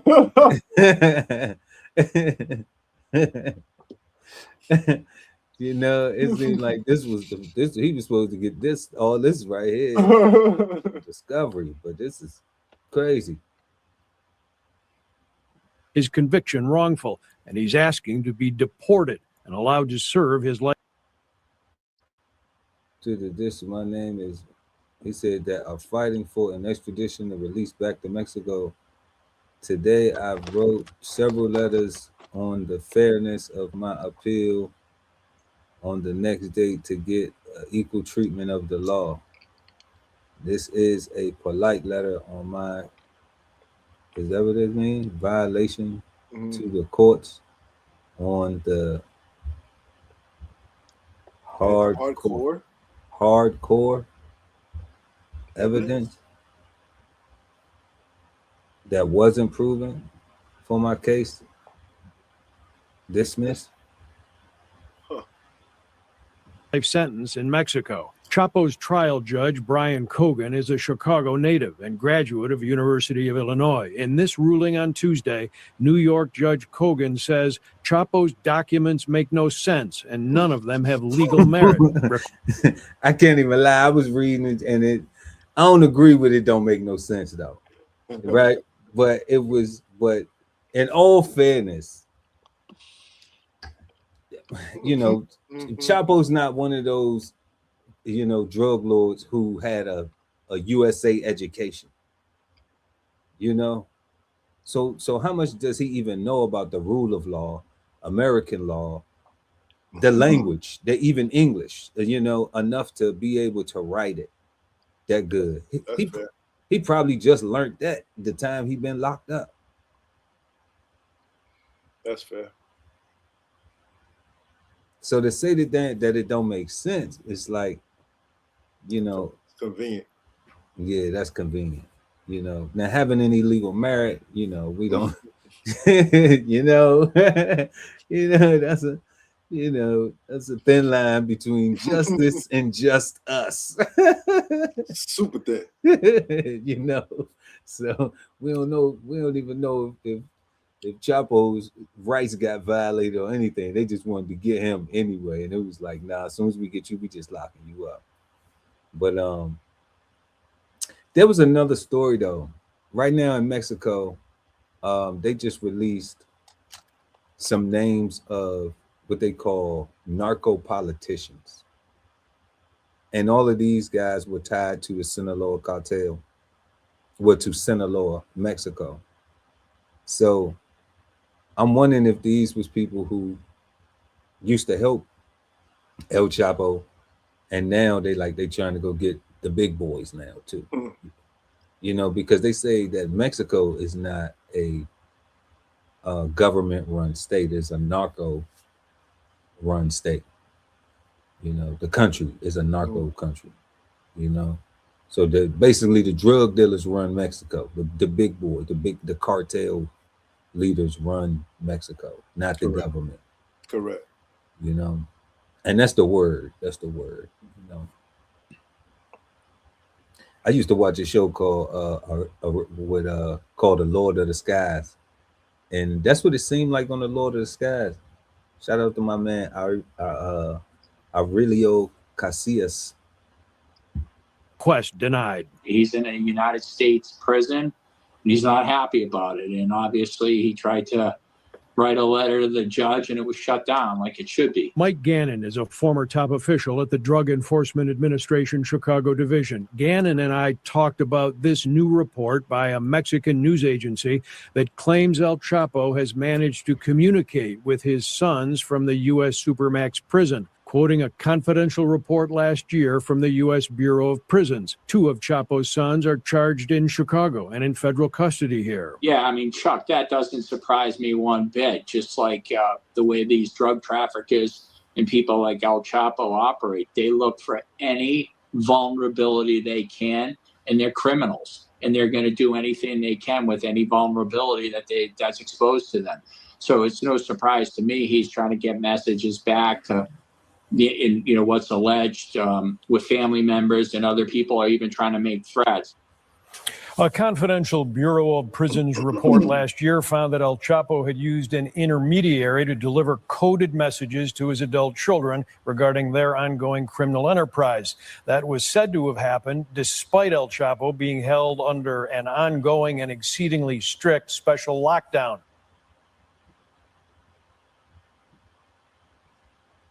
What you think, I just can't see El Chapo hitting himself in the face with a hammer. It's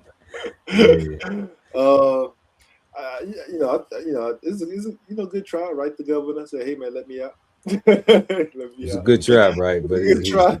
Yeah. Like he talk about just deport me, man. Just deport me. Just send me back. Yeah, it sound good, but it's not gonna happen. It's not gonna happen. They're gonna come by a cell, and they're gonna put an extra lock on that joint. They gonna be like, just to mess with them, like you know, what I'm saying? They gonna just go buy a big ass padlock and just go like, put another coat of concrete on the damn wall. Like you ain't going nowhere. You ain't going nowhere. You know, they might play some DMX in there. Bring it. What? Be right here. Man, 2 of the sons are locked up already, so it's like, ain't nobody, who coming? And I don't think that he was, I don't know, but I would think as a father that's still his sons, so he wanted to contact them somewhere. He wanted to speak to them, like, shit, we both behind the wall. Why we can't speak to each other? Like, we can't run no drug operations from here because that's why I be thinking that that's cap, because every call that comes out of Florence ADX is recorded. Yeah. Every single thing. Yeah. So it would just be a matter of time, especially if y'all got somebody watching it, like, man, listen to Chapo's calls. I don't care who he get on the phone with, his attorney. If he called the sex line, then you just stomach it. All right. Correct.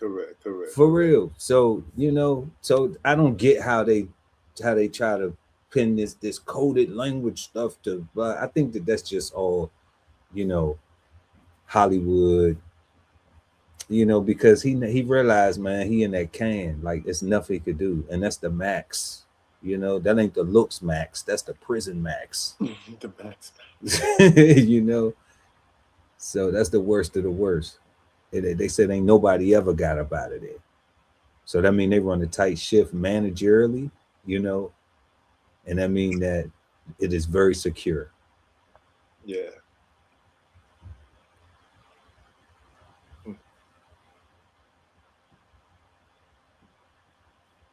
Farmers say Washington's agriculture is crumbling.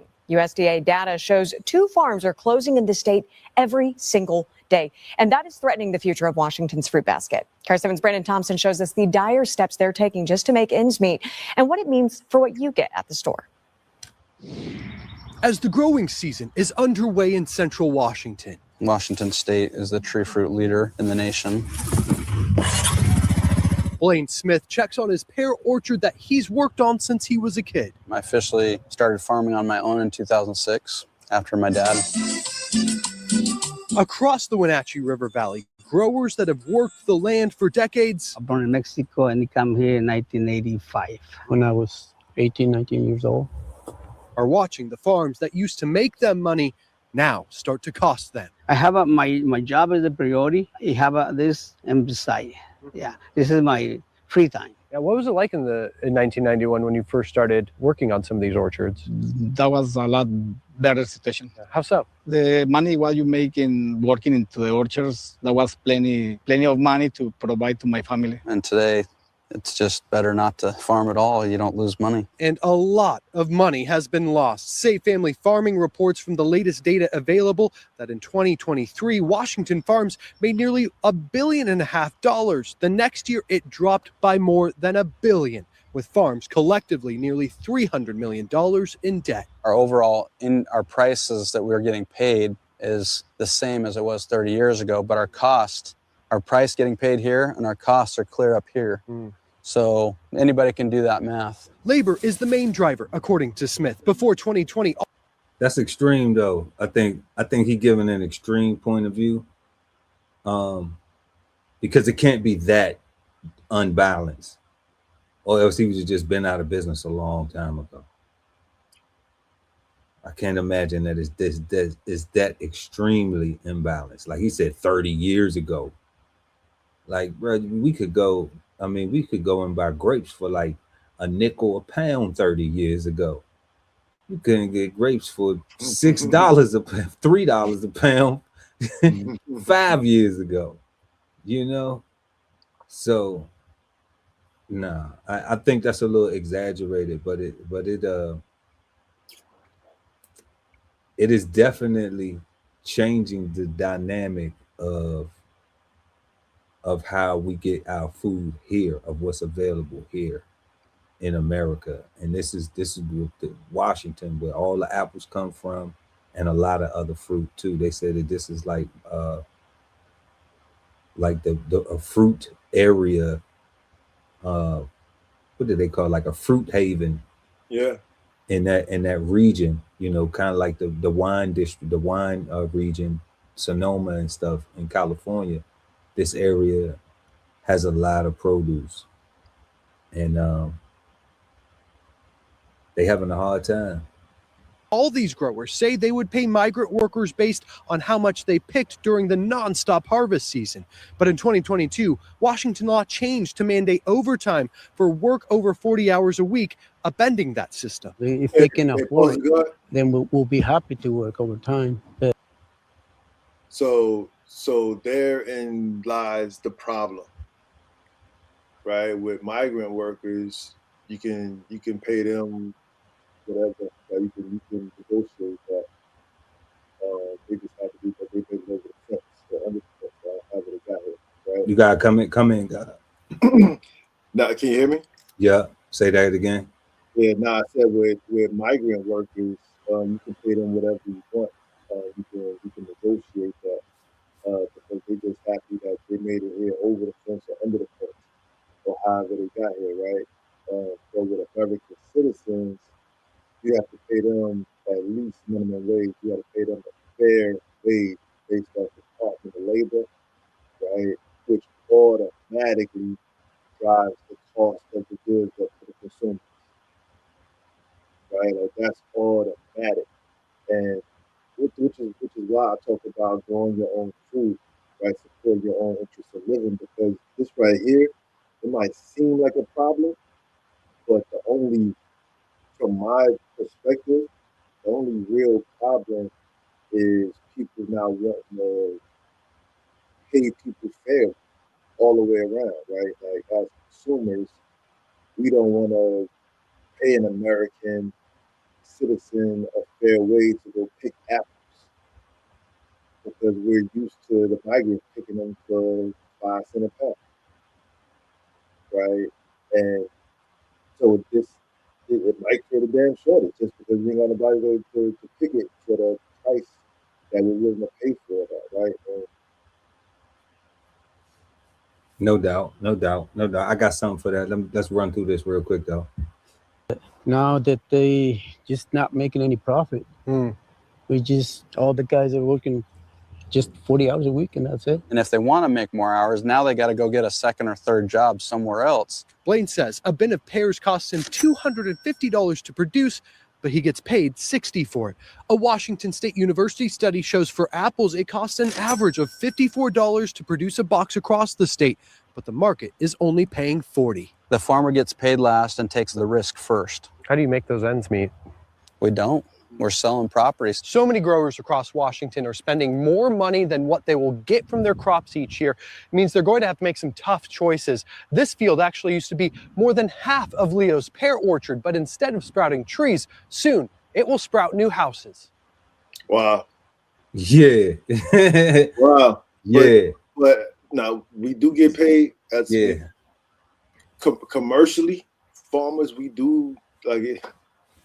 We got the bad end, God, like, because people don't want to pay. People always want to get deals, BOGOs and stuff on their food. People always looking for food stuff and food products, right? Like everybody looking for shortcuts and microwave and quick things. This that's why I say, man, buy the book, learn and grow. How do we fix that part of the culture? Because we're gonna get to 1016 self-sustainable, 160 self-sustainability. But how do we looking at this story? All right, you brought up a great point. Great point is that you got low wage workers that come in and work for, whatever, the opportunity to work. Okay. The opportunity to work. All right. So that's what that it never gets painted like that. It always gets they work for less or they No. work for what a person won't pay an American citizen. But let's paint it like there's a person who's willing to work for an opportunity to have a job, to work, to earn something. Okay. Whether it's fair or not, or okay, that's also a different conversation. But then we have, like you said too, we have people who want to work in that field, but they want to be paid a certain amount for working in that field. Okay. Then we have the states who legislate and say, okay, well, if you own a business, then you have to structure it like this. Your 40-hour work week has to be this. And if you're going to pay overtime, then so the way pay is regulated is legislated. The way pay is legislated, all right, it causes the owners, the farmers in this case, to have to make decisions and choices to cut people, to cut hours, to maximize, to try to maximize their workforce production and still make a profit, looking at their overhead, right? And looking at their cost to produce and manufacture and everything. So then we have these things where prices in the market are being regulated as well by the government because they're legislating prices where they saying like you can't charge for this or you can't overcharge for that, or we putting a cap on this, or we, they doing stuff like this. So when they talking about a box of apples is $54 to produce, but then the market is you can only sell it for 40, like you losing $14 on every single box of apples that you produce. They selling it to buy houses, God, because it's better. It's better, like it's crazy. And then we have the person, and that was my thing what I was going to go into, but you led off with it. We have the consumer that wants a BOGO, that doesn't want to pay full price. Okay, that doesn't want to pay the market price.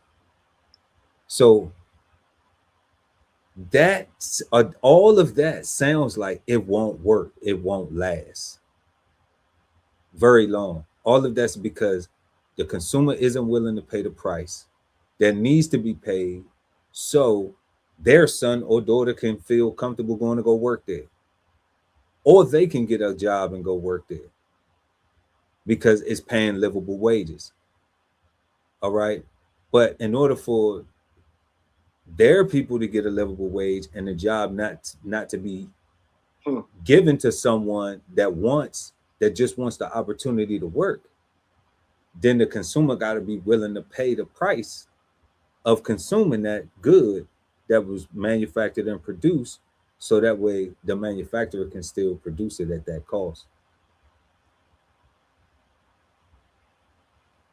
So it's a whole big system. It's like everybody work. Who do you please first? Do you please the consumer and give them a deal and lose money as a business owner?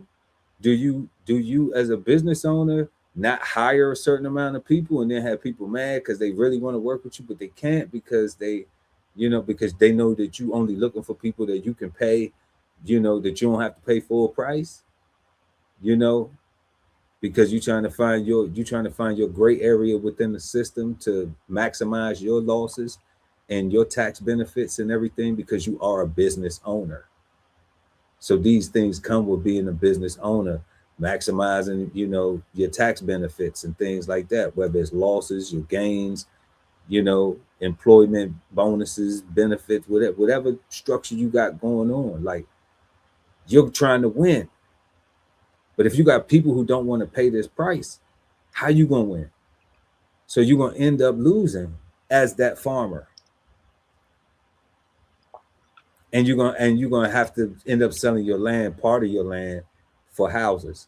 Now, what I'm seeing now is that brings us to the 1016 160 self-sustainability. Okay. It brings us to this right here. Y'all go, link is in the description.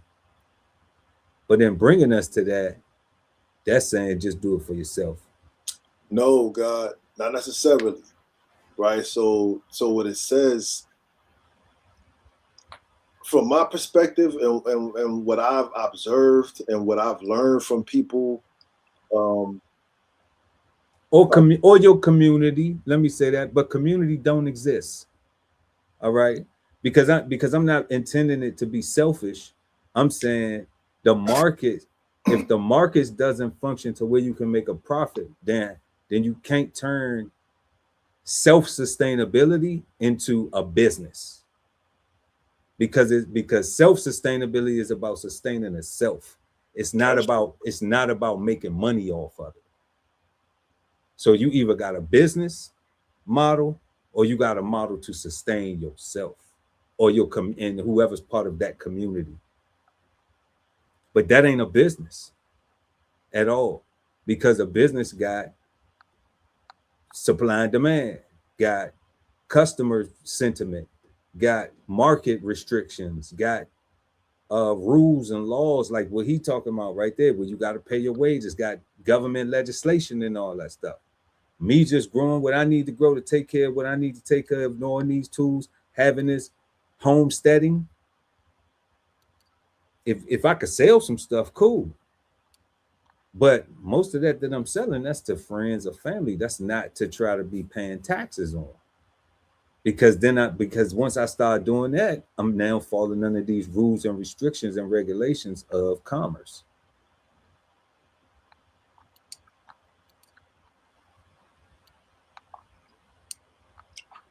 You know, for me, like my book, any other book that's like that, is not so much about the title, but the substance, right? This is why I don't like first impressions or going by what you see first and just this is what I glean off of that. Like, what's the actual meat and potatoes? Because to me the fix is Sankofa. Like, we got to go back and get back to the basics and get back to learning that there's a reason and a season for why we eat and when we eat, right? So we can't even have control over our desires, over what's in tune and what's in nature. We're going to always be a victim because we're going to keep wanting more. We're going to keep wanting things that aren't available where we are at, that's foreign and exotic. And as long as we're willing to do that, we're going to keep wanting to, it's going to keep driving up this desire to take advantage of somebody, right? But if you could appreciate,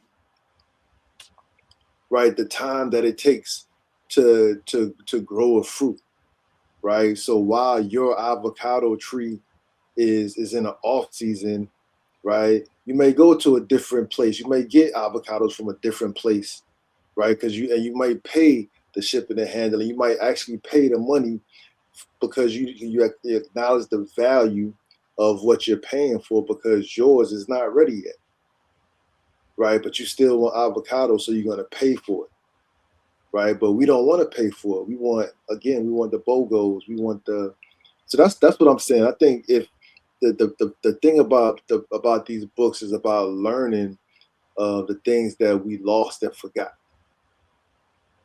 right? Because right now everything is, you go to a grocery store and they got everything from around the world in there, right? We are out of touch, we are out of tune, and it's just out of our mind to where everything is business, right? Everybody looks at everything from a business standpoint of profit and loss, which is cool, but we're talking about our bellies, right? And we're literally going to create a food shortage. Think about it. That land isn't going anywhere. The trees don't get cut down until they're ready to build the houses there, and they only getting cut down because they don't have enough people to pick them. right? So we about to just get rid of apple trees just because we don't have enough people to harvest to actually give it to the people that need to eat them. Right, but it's not because we don't have enough people. It's not per because we don't have se. enough. Correct. It's because the correct. legislation has came out with rules of how you have to pay your workers. How you got to pay your workers? You got to pay them fairly. They can't overwork them. All these hours, blah blah blah. You know, whatever fair is, but they saying that after they go from this to this time, after they do more than 40, then you got to do this for this extra this and this extra that. So it's correct. And so it's like not your own rules.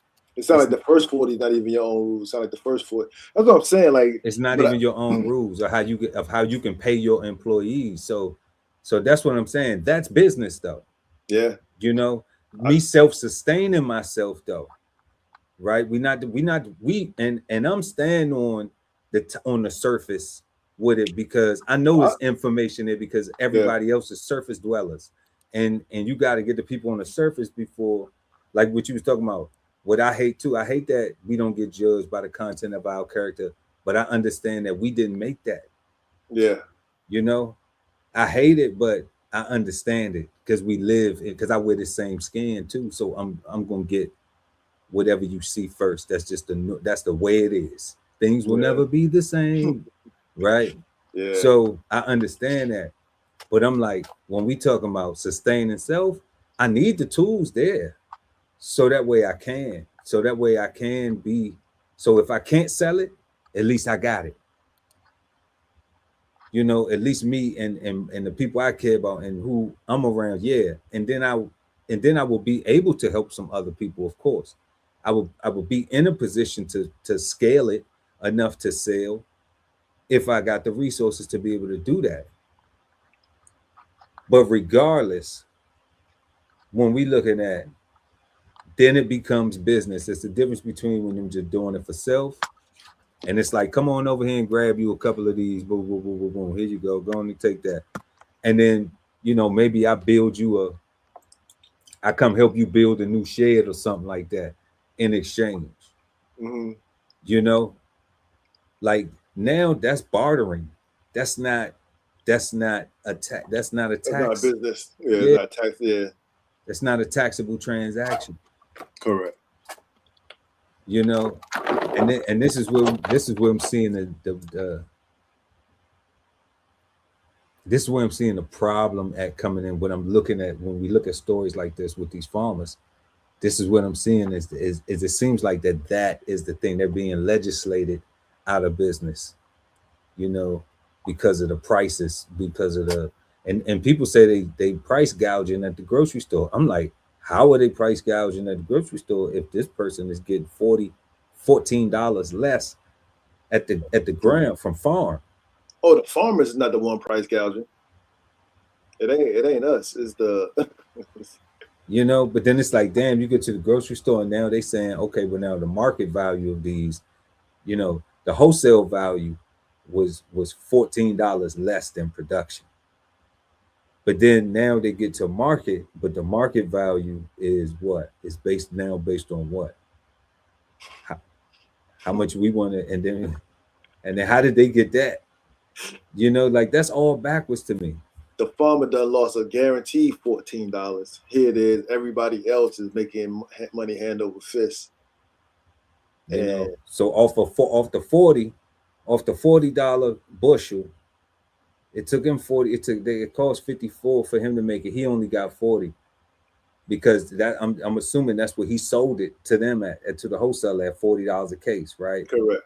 So now they take it and they go do what? Make 80? They double it? Business. So he just got screwed out of his 14 as the farmer. So now, no, take your land and build houses, because that's gonna be better. But then, how you gonna feed all the people? And that's what we talking about right there. And in order to feed all the people, you're gonna need that right there, because you're gonna need to feed yourself. Because them trees that you ain't gonna look in your backyard and see that orchard no more. It's gonna be neighbors. It's gonna be neighbors, guys. It's gonna be neighbors. You So went this from what emojis to neighbors. the link in the description. Let's go ahead and jump into this last one right here real quick. Breaking news from overnight after a Frontier Airlines jet hit and killed a person on the runway during takeoff over at Denver International Airport. Moments ago, DIA confirming that person jumped the perimeter fence and was hit just 2 minutes later while crossing the runway. This morning, we know 12 people reported minor injuries. 5 of them were transported to local hospitals. Air traffic control audio capturing all of this. Take a listen. There was an individual walking across the runway. We've got smoke in the aircraft. We're going to evacuate on the runway. And that is video there from one of the passengers who was on that plane. An official telling ABC News this morning the pedestrian was, quote, at least partially consumed by one of the engines, causing a brief engine fire. There were 231 people on that plane. 7 of them were crew members. All of them did end up evacuating the. Damn. You heard that guy? He got consumed by the daggone engine. You know, you ever seen a cartoon where like somebody get sucked up in the engine? Yeah. Like that.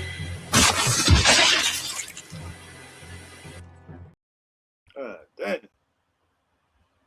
That's crazy, right? Why are we laughing? Is that funny? That's not funny. You are sick. Okay. She had a smile on her face too the whole time. She the news like she a professional. This girl do this professionally. Was she supposed to keep a smile? Look, she do look like she was a little happy and a little joy about it though, a little bit, right?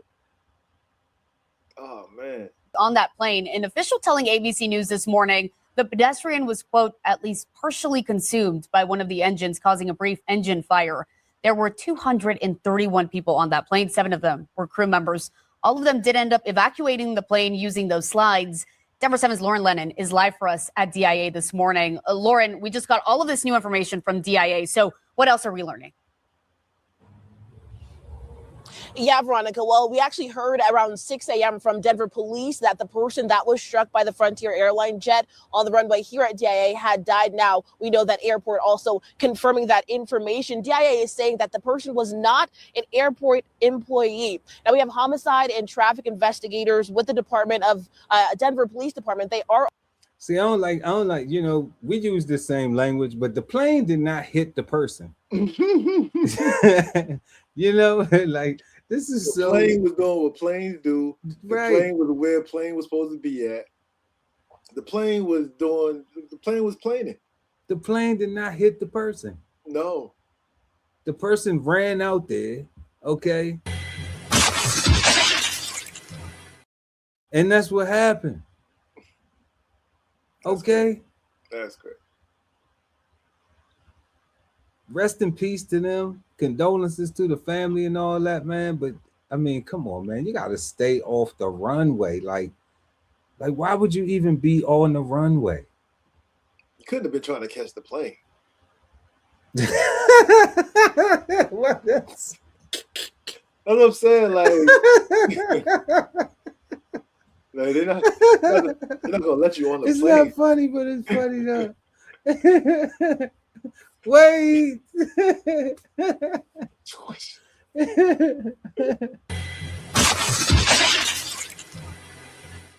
Oh God. That's crazy right there. That's crazy, man. And I'm hoping. They're talking about homicide and stuff. Like I'm hoping that the person was not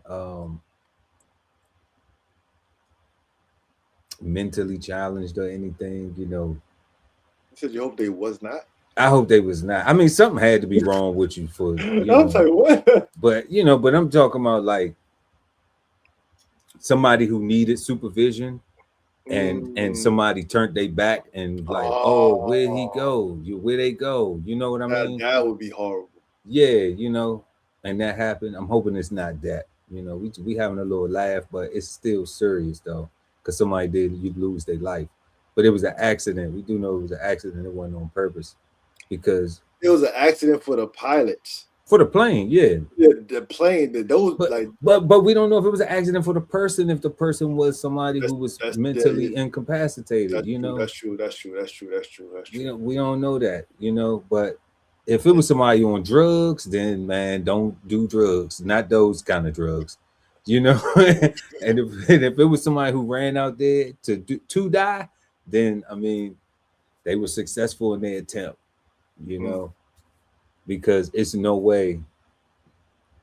I'm sure they're gonna come with the backstory and it's gonna be something, but that's just wild right there, though. That's super wild, you know. But when y'all traveling, when y'all flying, going through the airport, man, make sure you know where your loved ones at. Make sure you know where your people at, and you know, make sure that you follow the rules of the airport. You know, don't be in areas that aren't designated for passengers to be in. You know, let the professionals be on the runway, the air traffic control people, and all that. You know, a lot of them be prize service folks, so they know what they supposed to be doing. The baggage handlers and everything. They know how to navigate. They not the one that way. It wasn't none of them types out there getting okay. You know, I searched for that. I searched for that. I said, when we play this story, I'm gonna show this little Bullwinkle looking joint getting sucked up in there, man, because that is crazy. You know, that is a crazy story. But like we said, rest in peace to the victim. And if we get some more, you know, if we get some more information about, we'll run it back again on the next Flavor Bombs. But you've just been Flavor Bomb, and now back to our show. But yeah, y'all, tonight we have been smoking on Looksmaxxing, popular trend going on right now. You know, where you take a hammer to your face and then you talk bad to girls, you know, you tell them they aren't pretty, and you know, I don't know, I guess what else, and take a lot of drugs. You get to do crystal meth and addies and steroids and everything else. Is kind of crazy. But we are at our fifth and final question. Is Looksmaxxing bad, good, or misunderstood? The God Ali Dawood L at BKSOLFARM. I'm gonna say it's misunderstood, God. I think you're just not giving these people a fair chance. You're not listening to them. Me?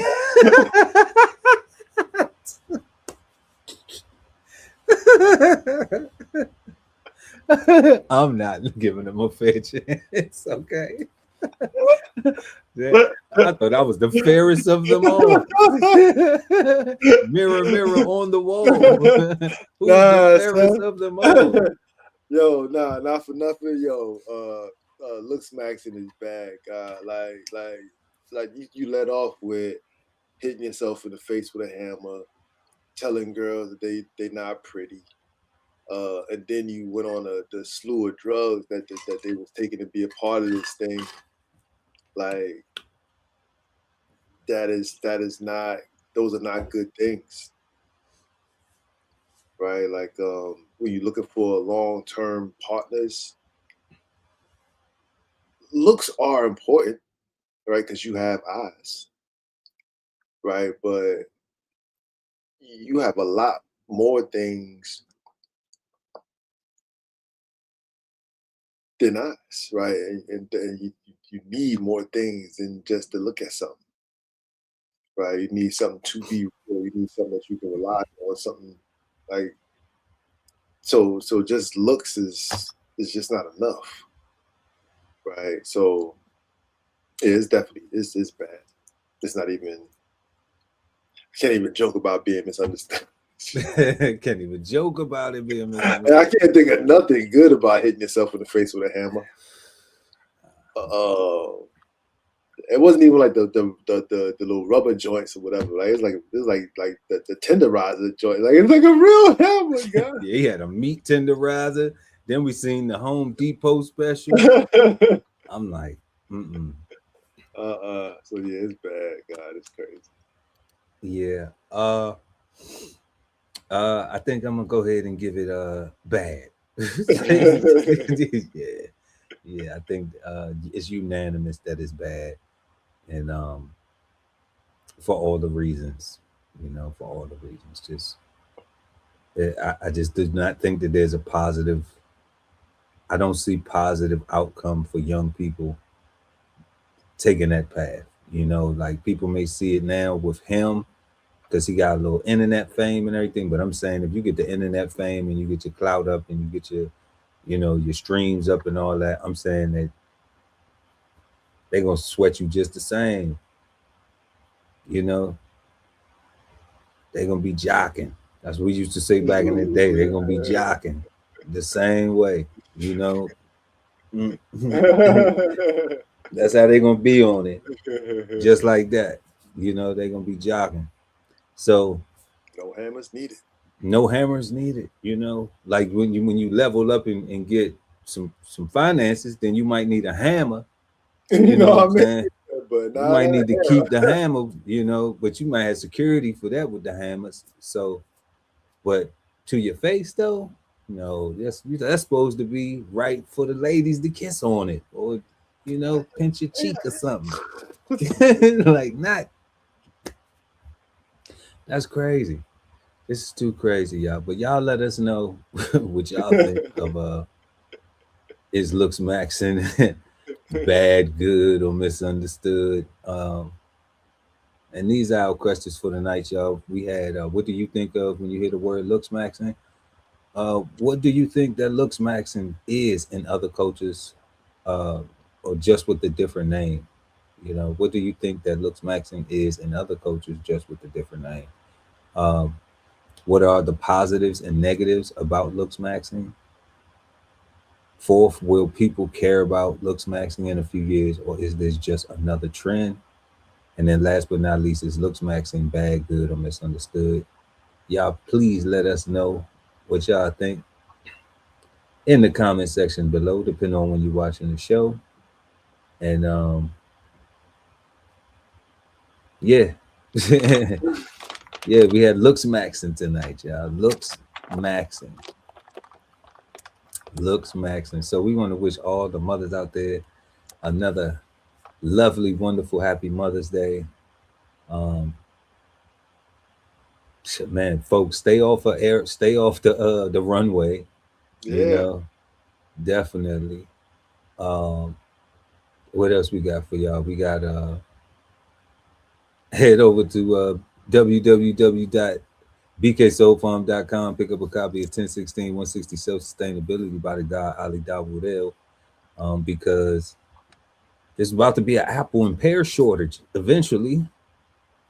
So you might want to have a useful tool to help you get some of them things in the ground, and so you don't go without that produce that you love so much, or have to pay so much for it because it's coming from afar.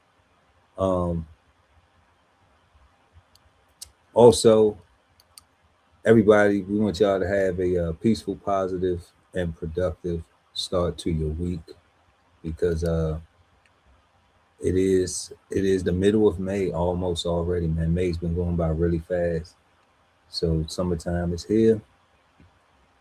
But yeah, God, another topic, another learning something new about what's going on out here in this world, in this crazy world that we got going on.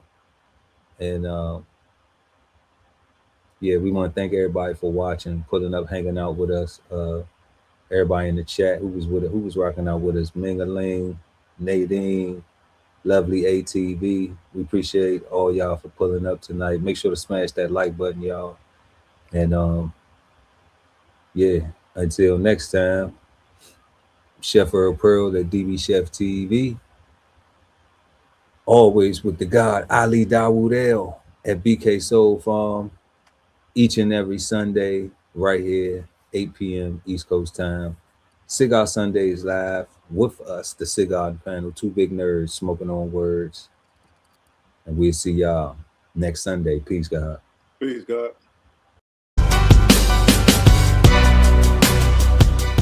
This whole publication is all about going from nowhere to somewhere, right? Being able to stand on something so that you can travel in peace, right? So BKSOLFARM.com, 1016 160 Self-Sustainability. jump on a list and get yourself together, right? Because it is irresponsible to not even know what responsibility means. So get yourself together, food, clothing, and shelter, protection of that, support your interests, and live. Love ain't always easy, and we won't stop until we get it right. So bring that ass to the Love Speak podcast. Subscribe today and let your love speak at TLS Podcast. The Love Speak, now streaming on YouTube. If it's Friday night and you don't have a date, then brunch with the fellas is your spot, so don't be late. We go up at 9 p.m. with the trending topic news. Smash the like, comment, subscribe, and share the content. Don't be rude at Brunch Fellas, now streaming on YouTube. You are the key to your financial freedom, so unlock your inner wealth with financial fundamentals at Bows on the Table. Subscribe today and never miss a meal at Bows Podcast. Bows on the Table, now streaming on YouTube. At the Veteran Kettle Podcast, we thank you for your service, support, and sacrifice to our country. Listen to real stories of adversity and triumph as we give our best to honor our vets. Subscribe today and watch episodes now streaming on YouTube at TVK Podcast, The Veteran Kettle. Sign up for the newsletter and shop merch and clothing at DBCHEFTV.com.